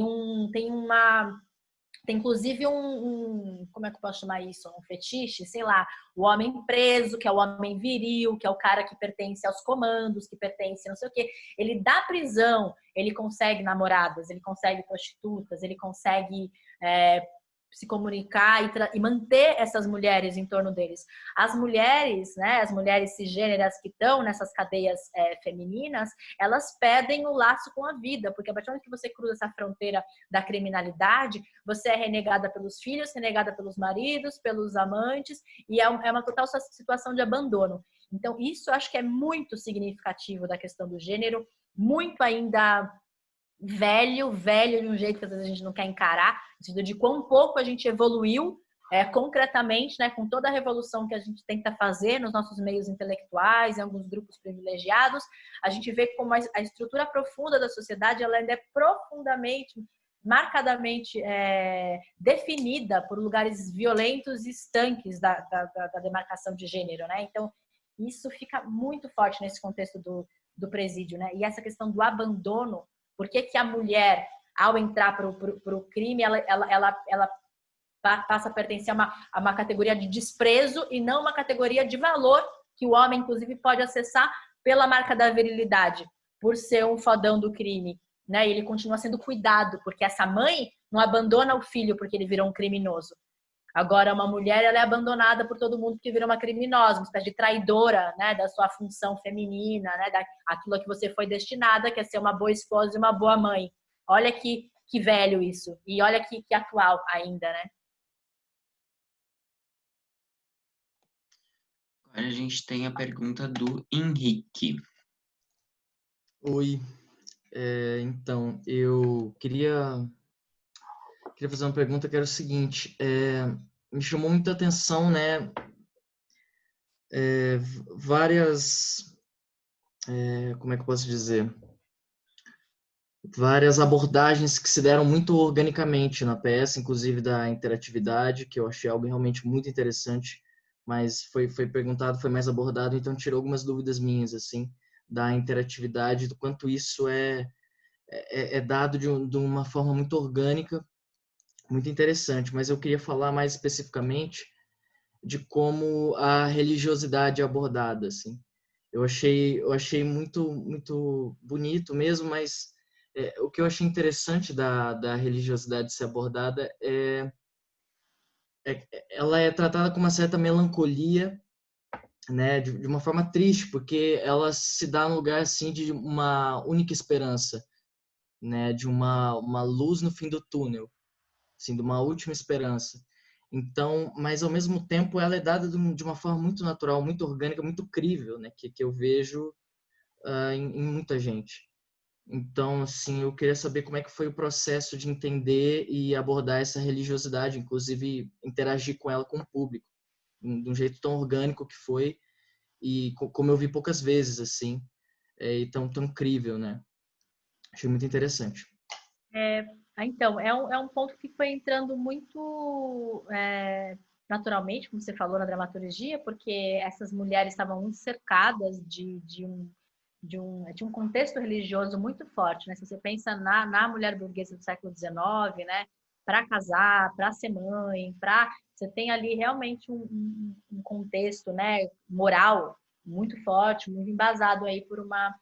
Mas não só, mas isso seria, né, o dado cultural, sócio-histórico. A gente, de alguma maneira, é muito sensível a sua observação, porque ela entra a religiosidade não só como esse lugar da crítica, né? A moral opressora da igreja, que tolhe, que de fato tem razão, né? A religiosidade ela entra também na peça de um modo sutil, que ela é melancólica, ela é uma espécie de janela de esperança, ela é um lugar de comunhão entre elas. Quando a gente reza com a plateia, muito mais ali do que fazer uma crítica da igreja e da sua moral perversa, é muito mais, esse momento na peça é muito mais para selar uma espécie de irmandade ali, de sororidade entre elas e de um respiro que a gente possa sinceramente pedir pelos nossos filhos, pelos nossos familiares, pelas pessoas que estão ali dentro, que estão ali fora. Realmente é um momento onde a gente faz isso na peça, a gente deixa para que a crítica, se vier, venha da plateia. Tem mulheres que se recusam a rezar, tem mulheres que falam, eu não acredito em Deus, tem mulheres que não sei o quê. Mas a gente, por alguma razão, talvez bastante intuitiva ali no momento, a gente não coloca esse momento como... Aliás, como muitos outros, né? Várias coisas a gente deixa para que a crítica, quem faça é a plateia. A gente tem uma relação de adesão, né? De adesão sincera. Porque, de fato, a religiosidade também era para essas mulheres, assim como é também num presídio feminino, e não só. A religiosidade, às vezes, é uma porta de esperança, como você falou. Às vezes, ela é um respiro. É um lugar onde você consegue manter uma mínima relação de transcendência com uma imanência que é muito violenta, está confinado no espaço, está fechado no espaço, tem uma janela diminuta, né? De alguma maneira essa janela se amplia quando você tem uma espiritualidade, seja ela qual for, para quem tem uma perspectiva espiritual da vida, seja ela budista, seja ela evangélica, seja ela cristã, sei lá o quê, você pode sim usar da religiosidade como um lugar de expansão, no sentido de um e, obviamente, pode usar como um lugar de opressão, um lugar de muita violência, né? Que a gente sabe. Mas na peça, realmente, a gente não pega por aí. A gente entende que violenta é a sociedade, violenta é a cultura que se usa, inclusive da religiosidade, para dominar. Mas não é a religiosidade em si que ela é nefasta, não é que é perversa, né? Ali ela é melancólica, ela é uma janela de esperança, ela é, inclusive, a Clara, né? Você vê, ela tem uma relação sexualizada com Jesus. Demora para a peça também virar um sofrimento. E o sofrimento é muito mais porque ela não vive a sexualidade do que por ela ter essa relação de namorada com Jesus, por ter essa relação, né, sexualizada com Jesus. Então, bem observado. Mas a plateia, conforme vai passando o tempo, a gente percebe também que isso muda. Lá no começo de Histeria, a gente conseguia ficar mais nesse jogo da janela de esperança, né? Hoje em dia, se você vai apresentar essa peça num lugar como a França, por exemplo, como a gente já fez, tem uma barreira para elas. A questão da religiosidade é um lugar de você realmente firmar um pé. A questão da laicidade na França é muito forte. As mulheres se recusavam a rezar, se recusavam a se colocar de joelhos, se recusavam a usar a ideia de Deus.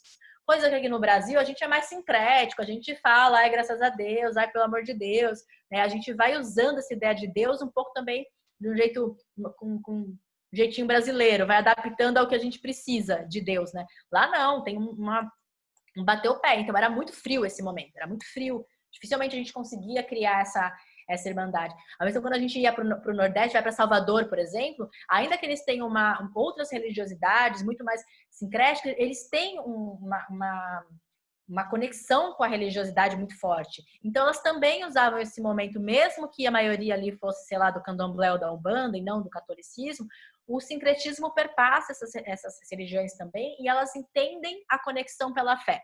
Elas entendem a esperança também pela fé. Então, isso rolava muito bem, mesmo que elas não fossem católicas, assim. Então, varia muito também cada vez que a gente apresenta, mas, sem dúvida, dramaturgicamente, você tem razão que é muito mais ali um lugar de melancolia, um portal de esperança, do que vamos criticar a religião, né? A gente critica a religião no bojo da cultura, no bojo da sociedade que diz que a mulher tem que casar virgem, senão ela vai morrer no inferno.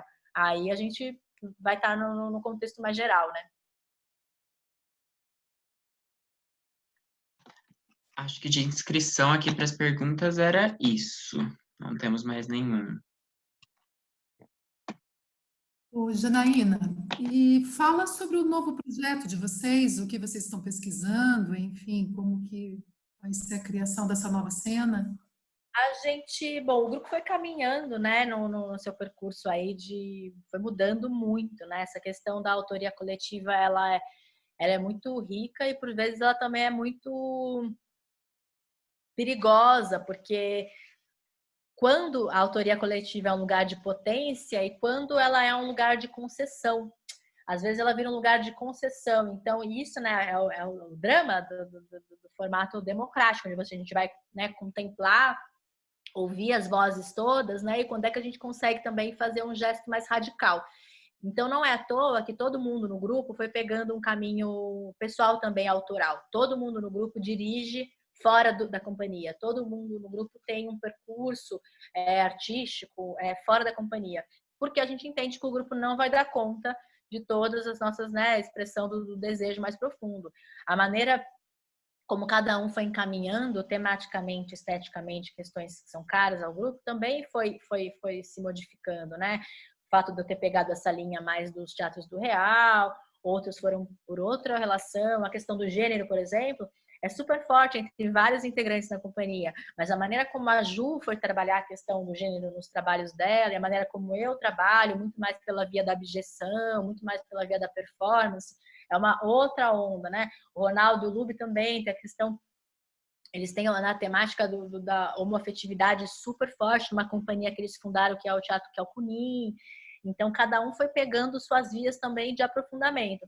E a gente fica tentando entender de que forma no grupo a gente vai encontrando esses pontos de contato para continuar seguindo, né? E isso tem altos e baixos, né? Ser grupo é uma treta imensa, assim, né? Porque é um espaço utópico, assim, é um lugar que o mundo não é feito para a ideia de grupo. Você quer hierarquias, as pessoas ainda vão fazer uma matéria de jornal, você vai eleger o gênio, é o nome do diretor que vai aparecer, né? É muito difícil, toma tempo, você não tem dinheiro suficiente para um processo coletivo que exige mais tempo, exige mais decantação, exige mais estudo. É diferente de alguém que concentra ali uma autoria e que vai bater o martelo numa decisão. No 19, ninguém vai bater o martelo de decisão nenhuma. A gente vai ter que quebrar a cabeça em reuniões de horas e horas, até que todo mundo, de alguma maneira, encontre ali um ponto de, né, uma voz.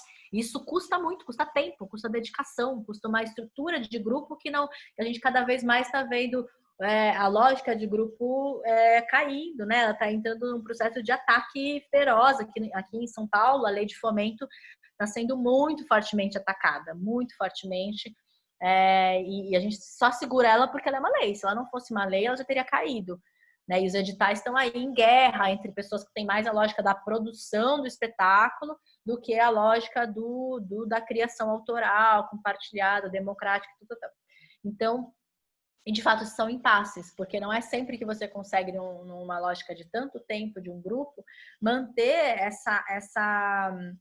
essa urgência de todos pulsando no mesmo lugar. Então, são negociações e negociações, e também a gente foi entendendo com o tempo, e a gente ia ter que deixar horas algum solar mais. Então, a bola tá com a Jana, a bola tá com a Ju, a bola tá com o Ronaldo, e a gente foi deixando essa bola também ficar diferente, e não achar que todos os projetos iriam contemplar igualmente todos nós.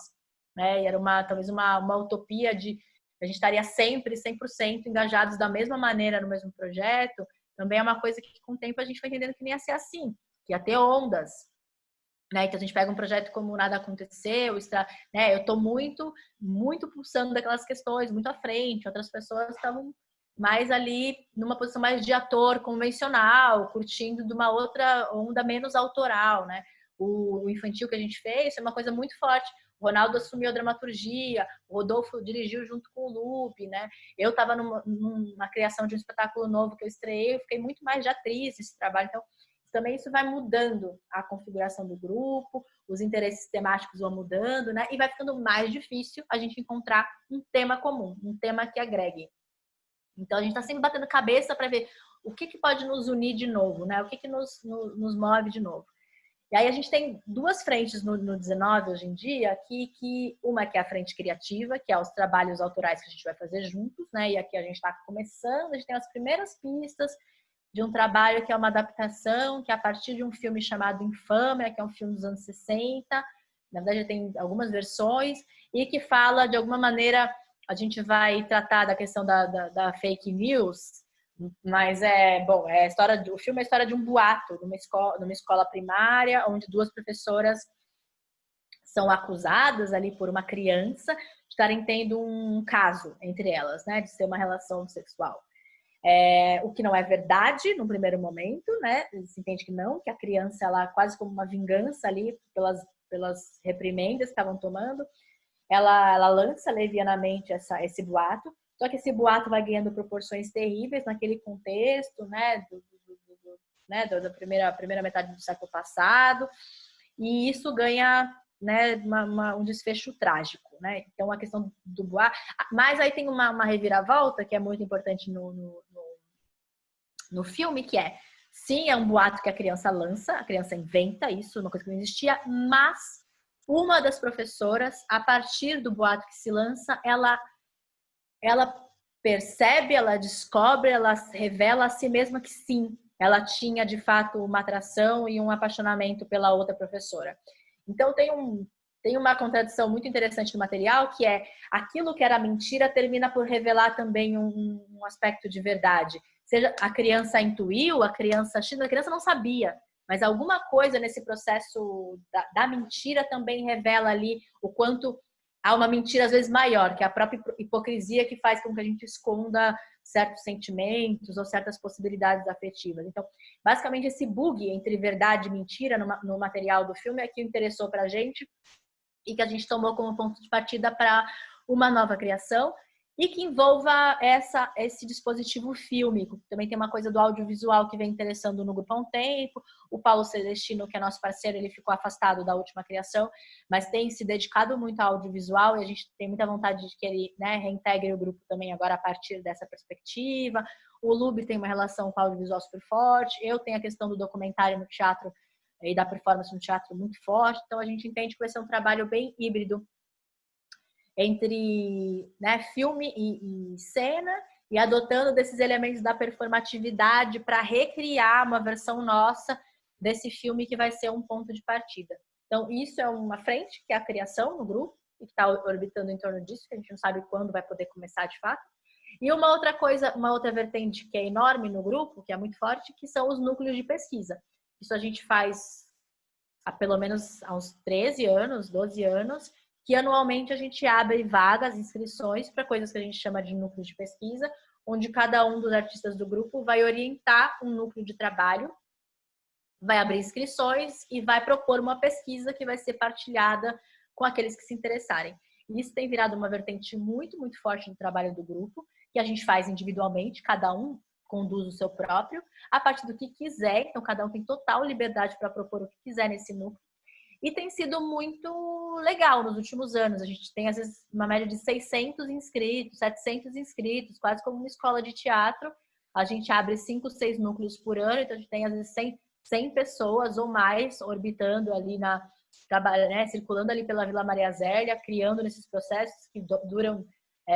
quando a gente faz no formato ideal, quando a gente está apoiado e faz no formato ideal, eles duram 8 meses, né? Eles seguem ao longo do ano todo e terminam sempre com uma amostra de abertura de trabalhos, e vários desses núcleos geram espetáculos, grupos, né? Eu mesmo dirigi o Feminino Objeto 1, o Feminino Objeto 2, que de 2017 até hoje a gente apresenta, até hoje a gente circula. O Paulo dirigiu um trabalho que era o In Memoriam, que circulou, sei lá, mais de 3 anos também. Então, a Ju fez o Incômodos com 30 mulheres em cena e também está circulando até hoje, assim. Então, esses núcleos têm não são, a gente não chama de espetáculos do Grupo 19, mas são obras derivadas de um espaço que é promovido pelo Grupo 19 e orientado pelos artistas do grupo. Que hoje em dia, eu posso dizer que talvez seja o projeto que mais dê tesão na gente, assim, que mais seja politicamente, esteticamente, um vetor ali de encontros, né? Uma usina, assim, de energia para o grupo, que é muito poderosa e tem muita gente que passa por lá, e a gente continua trabalhando com esses artistas, né? A gente está muito feliz porque nessa edição de fomento que a gente pegou agora, os núcleos estão comportados, então a gente deve, ou no segundo semestre, depende de quando sai o dinheiro, de quando a gente poder, em função da pandemia, se vai ser online, se não vai ser, né? Porque eles são sempre presenciais, claro. Como é que a gente vai começar, mas eles vão acontecer, assim, a gente está bem feliz por isso. Caso seja online, então ele vai ser aberto para, enfim, Brasil, né? Se for ter uma primeira etapa, que foi o que a gente andou conversando, né, de pelo menos para alguma coisa do projeto poder começar, a gente faria uma primeira etapa dos núcleos online, e aí é legal que pode pessoas de duas cidades, né, e aí depois teria um segundo módulo presencial aqui, né, mas é isso, ninguém sabe o que vai acontecer com nada, né, então estamos esperando. Mas aí, se for rolar, deve ser uma coisa a partir de agosto, e a gente divulga nas nossas redes sociais, então acompanhe lá Grupo 19 no Instagram, né? Grupo X e X de Teatro no Instagram, no Facebook, que a gente sempre divulga por lá as atividades, ou nas nossas páginas pessoais também. Eu tô como Janaína Fontes Leite no Instagram, também sempre divulgo por lá também no Facebook.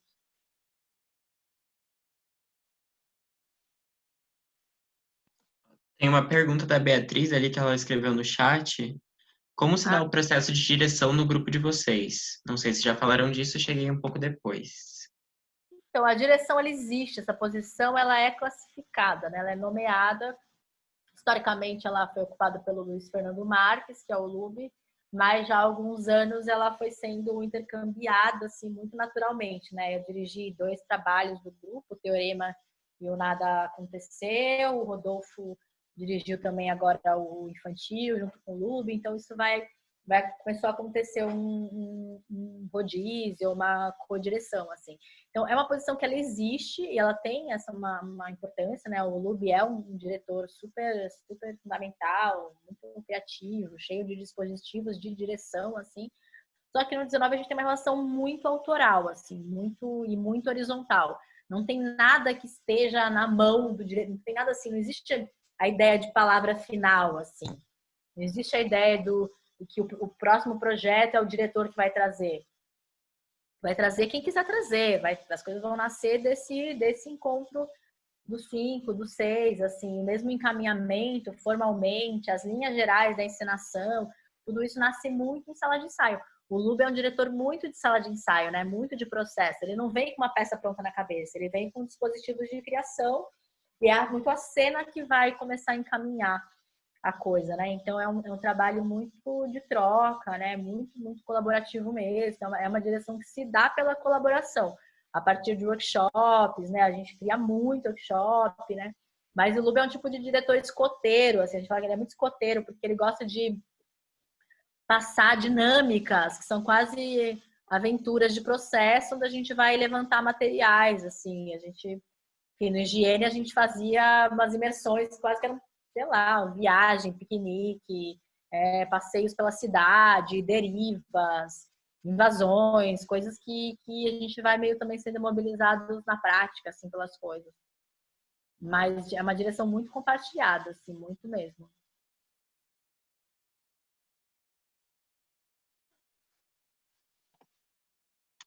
Agora não temos mais nenhuma. Vocês que sabem. Ana, Estela, querem falar alguma coisa? Eu queria uma questão em relação a esses eventos da sede que vocês têm, que vocês abrem para a comunidade. O entorno, como que o entorno abraça o espaço e participa dele ou não? Então, nossa relação com a vila já também mudou demais, assim, né? Acho que a gente entrou lá em 2003, 2004, muito encantados, muito... primeiro que, de fato, é um lugar encantador, né? Um lugar, né, para ter um patrimônio histórico tombado, é um lugar muito especial como arquitetura, né? Então, quando a gente caiu lá a primeira vez, foi, nossa, era o sonho para quem estava pensando já a questão do espaço histórico, né, querendo usar espaço não convencional. A vila era sempre um deslumbre para quem chega lá pela primeira vez. Uma cidade histórica, né? Tanto que ela é muito usada para novela, para filme, né? Ela é uma cidade cenográfica. Então, ela é muito especial como arquitetura. Agora, como comunidade, ela é uma comunidade como qualquer outra. E essa própria ideia de comunidade, ela é muito problemática. A gente chegou lá achando que era uma comunidade, com características de comunidade, com uma identidade própria, né, onde a gente teria uma interlocução mais fácil, e não é. Você tem ali um microcosmo do que é uma cidade como São Paulo, muito conservadora, né, muito de direita, você tem, né, homofóbica, então você tem transfóbica, você tem um microcosmo mesmo, com pouquíssimas pessoas interessadas pela arte e cultura, que é um microcosmo do que é uma cidade como São Paulo, que você tem aí, né? A gente sabe o lugar que a cultura e a arte ocupa, né? O lugar de realmente de borda que a gente exerce, né? A gente sabe como não é fácil viver de teatro, que, né, as coisas de um entretenimento mais popular, é o que isso acontece, o que acontece com o teatro experimental, né? A gente faz um trabalho que é experimental, que é politizado. Então, a gente teve muitos embates lá, passamos por várias campanhas políticas, várias eleições lá, então a gente ser taxado dos esquerdistas, né? Então, a gente teve muitos problemas, assim, a gente teve embates seríssimos, né? Eu tive uma situação super grave num dos núcleos que eu oriento, que é o Feminino Objeto 2, que eu tenho muitos meninos gays, muitas meninas, pessoas trans no coletivo, então a gente sofreu um ataque super sério lá, né, de ameaça. Então não é nada simples a convivência lá. E isso no começo a gente tinha uma relação muito ideal, como se fosse uma comunidade idílica que a gente fosse chegar e fazer um trabalho de base, um trabalho... A gente fez todas as nossas atividades no primeiro fomento, eram para a vila. Era cinema a céu aberto, era curso para criança, curso para terceira idade, curso para não sei o quê. Tudo era para Vila Maria Zélia, entrevista com todo mundo. E foi muito importante, porque a gente criou uma base, né? A base que a gente tem até hoje lá de interlocução, gente que até hoje faz as nossas oficinas, que faz espetáculos da companhia, né? Ela existe. Agora ela é incomparavelmente mais... ela não é uma totalidade, tá longe de ser uma totalidade. Tem gente que tá lá e nunca foi assistir. A gente é teatro porta com porta. E nunca foi... peraí, é o meu microfone. Acho que era o meu microfone que tava com problema. Eu já vou ler aqui. Então, essa comunidade se mostrou uma invenção nossa e a gente teve que lidar ano após ano com a concretude, que é esse microcosmo de São Paulo lá, um lugar onde, né, um Bolsonaro vence ali dentro, assim. Então, vamos entender que não vai ser fácil nossa posição ali. A gente segue até hoje numa relação muito conflituosa, a gente tem nossos parceiros ali dentro e tem várias outras figuras que querem que ali vire um shopping, querem que ali vire um France Café, qualquer coisa, menos teatro, assim. Então, é dessa natureza a nossa coabitação. Então, a gente faz movimento de idas e vindas, de ir para a vila e se recolher de novo e cansar e falar, não, vamos ficar aqui entre os nossos, né? E depois a gente faz de novo investidas e volta de novo. Deixa eu ler aqui a pergunta. Eu tenho uma questão só, uma curiosidade sobre como que vocês chegaram na Vila Maria Zélia. Foi a partir da Lei de Fomento, é isso? Que vocês chegaram nesse espaço da sede? Não, a gente ganhou o fomento depois. A primeira vez que a gente ganhou já foi propondo para a Vila Maria Zélia, mas a gente ainda não estava lá. Não tinha o fomento ainda. A gente fazia um projeto de formação de público lá num lugar que também era patrimônio histórico. E já começou lá a pensar nos fundamentos de uma próxima peça que tinha a ver com a questão da habitação no Brasil. A questão dos cortiços, da moradia, da ideia de família. E aí a gente começou a pesquisar a questão das vilas operárias e descobriu que existia ainda uma vila operária de pé em São Paulo e começou a andar pela cidade e caiu realmente, perdendo ali no bairro do Belém. A gente deu de cara com a Vila Maria Zélia, que era a capa de uma revista da Folha daquela semana, e a gente foi procurar ver se aquilo existia, se não tinha desabado. E aí, por coincidência, a gente chegou lá e umas moradoras tinham visto histeria em outro lugar, e aí rolou um encontro. E aí a gente fez um processo de multirão, de invasão, para fazer uma primeira apresentação de histeria lá, e aí começou o processo de regularização junto à INSS, junto à Condefá, os órgãos responsáveis, né? Mas nossa situação até hoje lá é de uma ocupação. Aqui estão me perguntando sobre a Clara. A Clara, particularmente, enfim, ela foi uma criação muito tranquila, muito sensitiva, muito... Né? Eu fui uma das últimas a chegar no processo que estava acontecendo lá naquele contexto que eu contei para vocês, né? Eu não estava nessa disciplina do TO, eu cheguei um momento depois. E já comecei a criar a partir dessa ideia da religiosidade. A religiosidade ela é muito forte na minha constituição, formação, né? Por pai, mãe e tal. Então, né? Eu já fui católica praticante, né? Tudo isso. Minha família é bem religiosa. Minha família de pai é evangélica, minha família de mãe é bem católica, assim. Então, não era uma coisa distante para mim, assim. Talvez, mas ali tinha muito mais a questão. Eu tinha 19 anos quando eu criei esse personagem, né? Eu tava nessa flor ali, nessa meninice, né? Muito ligada. Então tinha um aspecto sensorial, era muito mais do que me encantava nos elementos da personagem.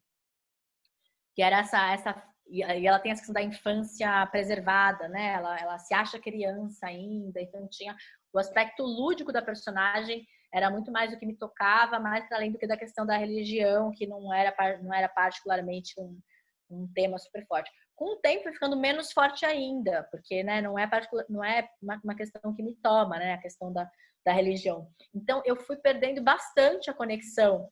Se eu for pensar na minha relação direta com a personagem, é uma coisa que talvez eu não tivesse mais muito interesse.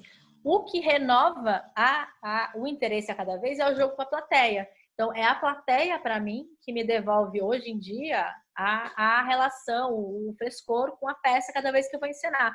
Não tenho mais a coisa assim, essa personagem que eu gosto de fazer. Eu gosto de fazer a peça. A personagem em si, ela é um avatar ali, ela é um dispositivo de relação com a plateia. E ela brinca, ela é leve, né? Mas para mim, por exemplo, particularmente para mim, Janaína, foi ficando muito distante, né? Porque a questão do feminino foi ficando muito forte na minha pesquisa, nos trabalhos que eu fiz, né? O Objeto 1, o Feminino Objeto 1, o Feminino Objeto 2 e o Stabat Mater, que é um espetáculo que eu fiz com a minha mãe.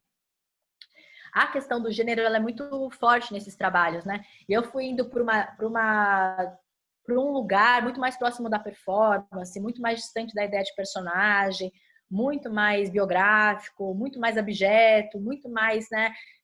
Tem muito mais uma brincadeira com os clichês da masculinidade, da feminilidade, muito mais isso do que uma adesão a uma ideia de personagem, né? Muito psicológica, né? Muito fundida. Então, de fato, eu fui ficando muito distante, né? Hoje em dia eu ainda gosto de fazer histeria pelo jogo com a plateia, mas formalmente falando, né? Se eu fosse pensar num trabalho de atriz ou num trabalho de personagem, está muito distante do que eu quero fazer no teatro, ou do que eu preciso expressar como discussão sobre o feminino hoje, assim, muito, muito distante.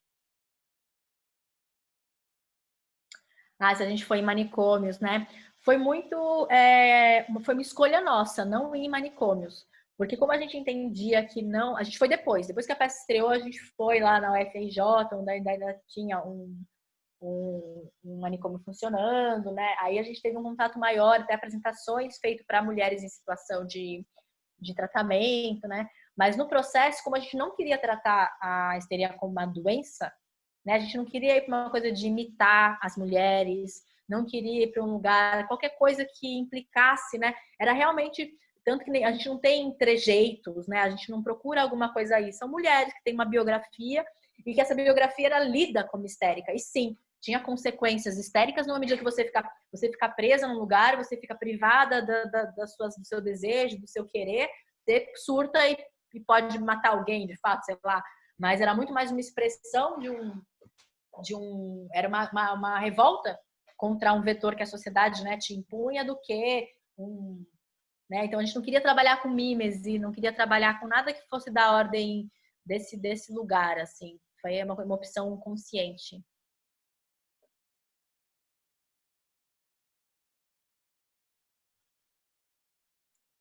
Legal, mais alguma pergunta, gente? Eu tenho só uma curiosidade também, que eu li ali nessa última pergunta sobre improvisos, né, e tal. E como é uma peça não é completamente, é muito interativa, enfim, às vezes vocês não recebiam umas respostas bem inesperadas, né, do público. Aí eu queria saber uma que te marcou, assim, alguma situação inusitada, se teve alguma coisa durante todo esse tempo. Câmbio.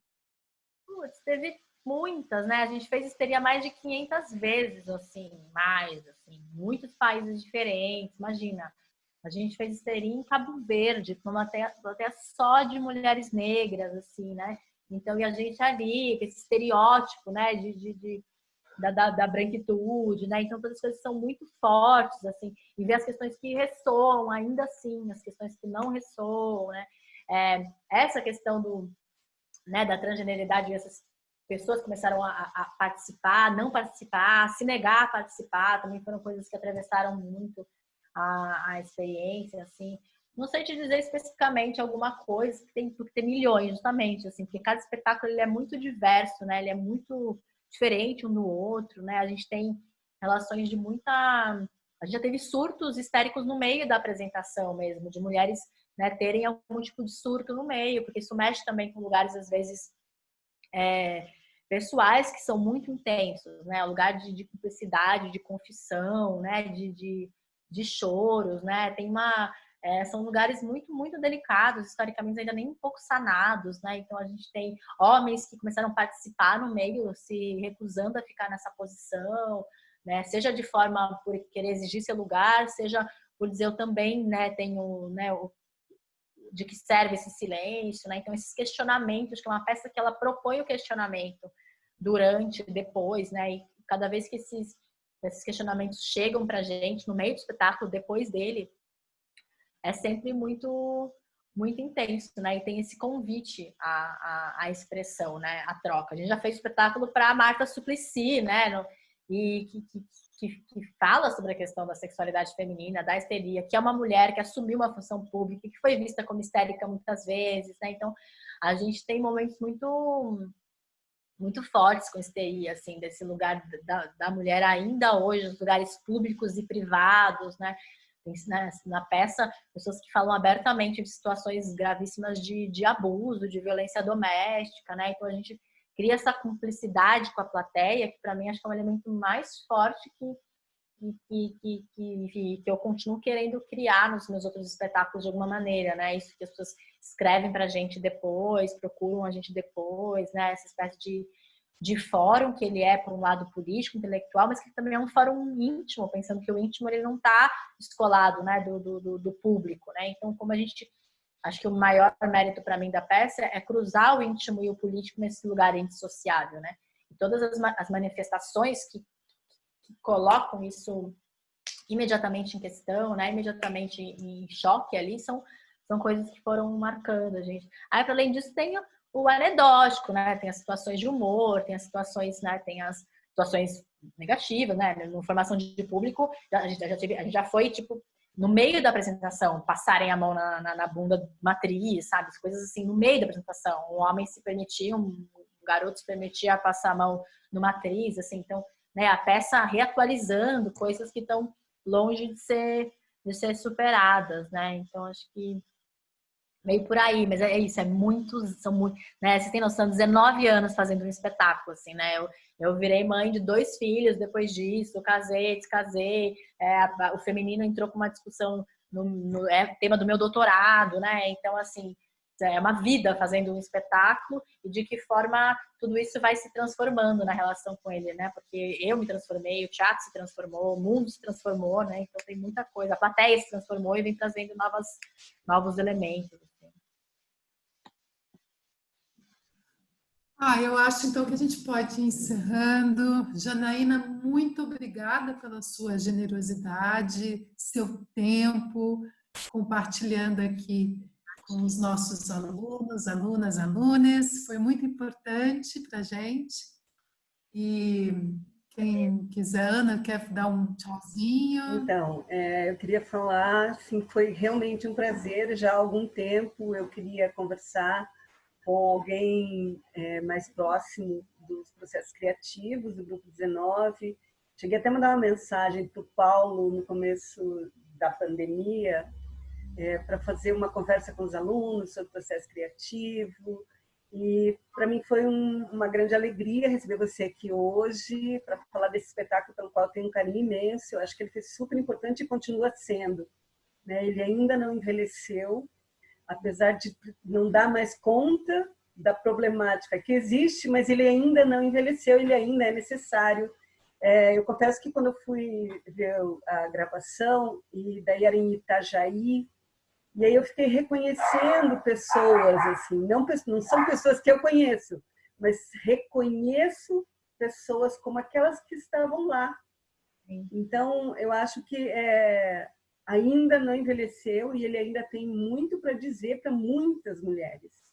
Então, eu acho uma maravilha vocês ainda terem a possibilidade de manter no repertório esse espetáculo. Eu espero que vocês consigam fazer o aniversário, mesmo que seja atrasado, né? O 19 vai fazer 19 com 20. Acho que não tem problema nenhum. A gente vai gostar muito de rever todos os espetáculos. E muito, muito obrigada. Mara, agradeço muito mesmo o convite, a escuta de todos vocês. E fiquemos em contato aí pelas redes sociais, que é o que dá por enquanto, nessa vida online. Quem sabe em breve poderemos estar nos mesmos espaços, né? Eu vou mandar aqui só o link desse evento que vai ter semana que vem, que é essa conversa sobre documentário, memória e autobiografia na cena contemporânea. Quem quiser dar uma olhada, mas eu mando também para a professora pelo WhatsApp, que aí pode compartilhar com os alunos com mais informações. Mas é isso, acompanhe também no grupo, a gente deve logo começar a abrir novas coisas, talvez essas turmas online aí, tomara que a gente siga trocando. Obrigada mesmo, viu, gente? Rapidinho, para finalizar aqui, eu posso divulgar a programação da semana aí rapidinho para todos. Então, vamos lá. Primeiramente, quero muito agradecer, Janaína, foi um prazer conhecer você, o grupo, eu não conhecia, foi bem legal saber da história e do processo. Agora, rapidamente, vamos para a programação. Na terça-feira, a gente vai ter no evento Presenças Instáveis o convidado Marcos Azevedo, com o tema Tecnologia e Presencialidade. A mediação vai ser pela Amábiles de Jesus e pelo Paulo Biscaia Filho. Na quarta-feira, no Conversa com Convidados, a gente vai ter Bia Flora Lima, Larissa Lima, Mar Ribeiro, Mauro Zanata e Natália Luiz, conversando sobre um bate-papo de arte e palhaçaria na cidade. Mediação do Márcio Matana. Na quinta-feira, a gente vai ter uma prática da Súbita Companhia, ministrada pela Maíra Lur e pela Lígia Oliveira. E sexta-feira teremos o Dureuza Creuza, vão ter 2 eventos nesse dia. O primeiro é o Transgressivas, com a curadoria do Carlos Canarim e Isabel Oliveira, falando sobre o teatro negro. E o Sarau, às 16h30, com a Gabriela Grigolon, que é a Negabi, comandando ele junto com o Leonardo Castilho. Então vai ser bem legal, as inscrições podem ser feitas naquele mesmo link de todas as atividades, então se puderem participar, divulgar para pessoas interessadas, vai ser bem bacana. E quarta-feira de manhã, vou aproveitar aqui rapidinho, toda quarta-feira de manhã a professora Luciana Baroni está fazendo uma meditação guiada online para a comunidade FAP, para a comunidade da Faculdade de Artes do Paraná. É das 9h30 às 10h, e para quem tiver interesse, é só mandar um e-mail no lubarone@gmail.com, que daí as mais informações vocês conseguem com ela. É isso, gente. Muitos recados, mas deu certo. Tá bom? Muito obrigado, Jana. Muito obrigado, professores, alunos. Estamos juntos.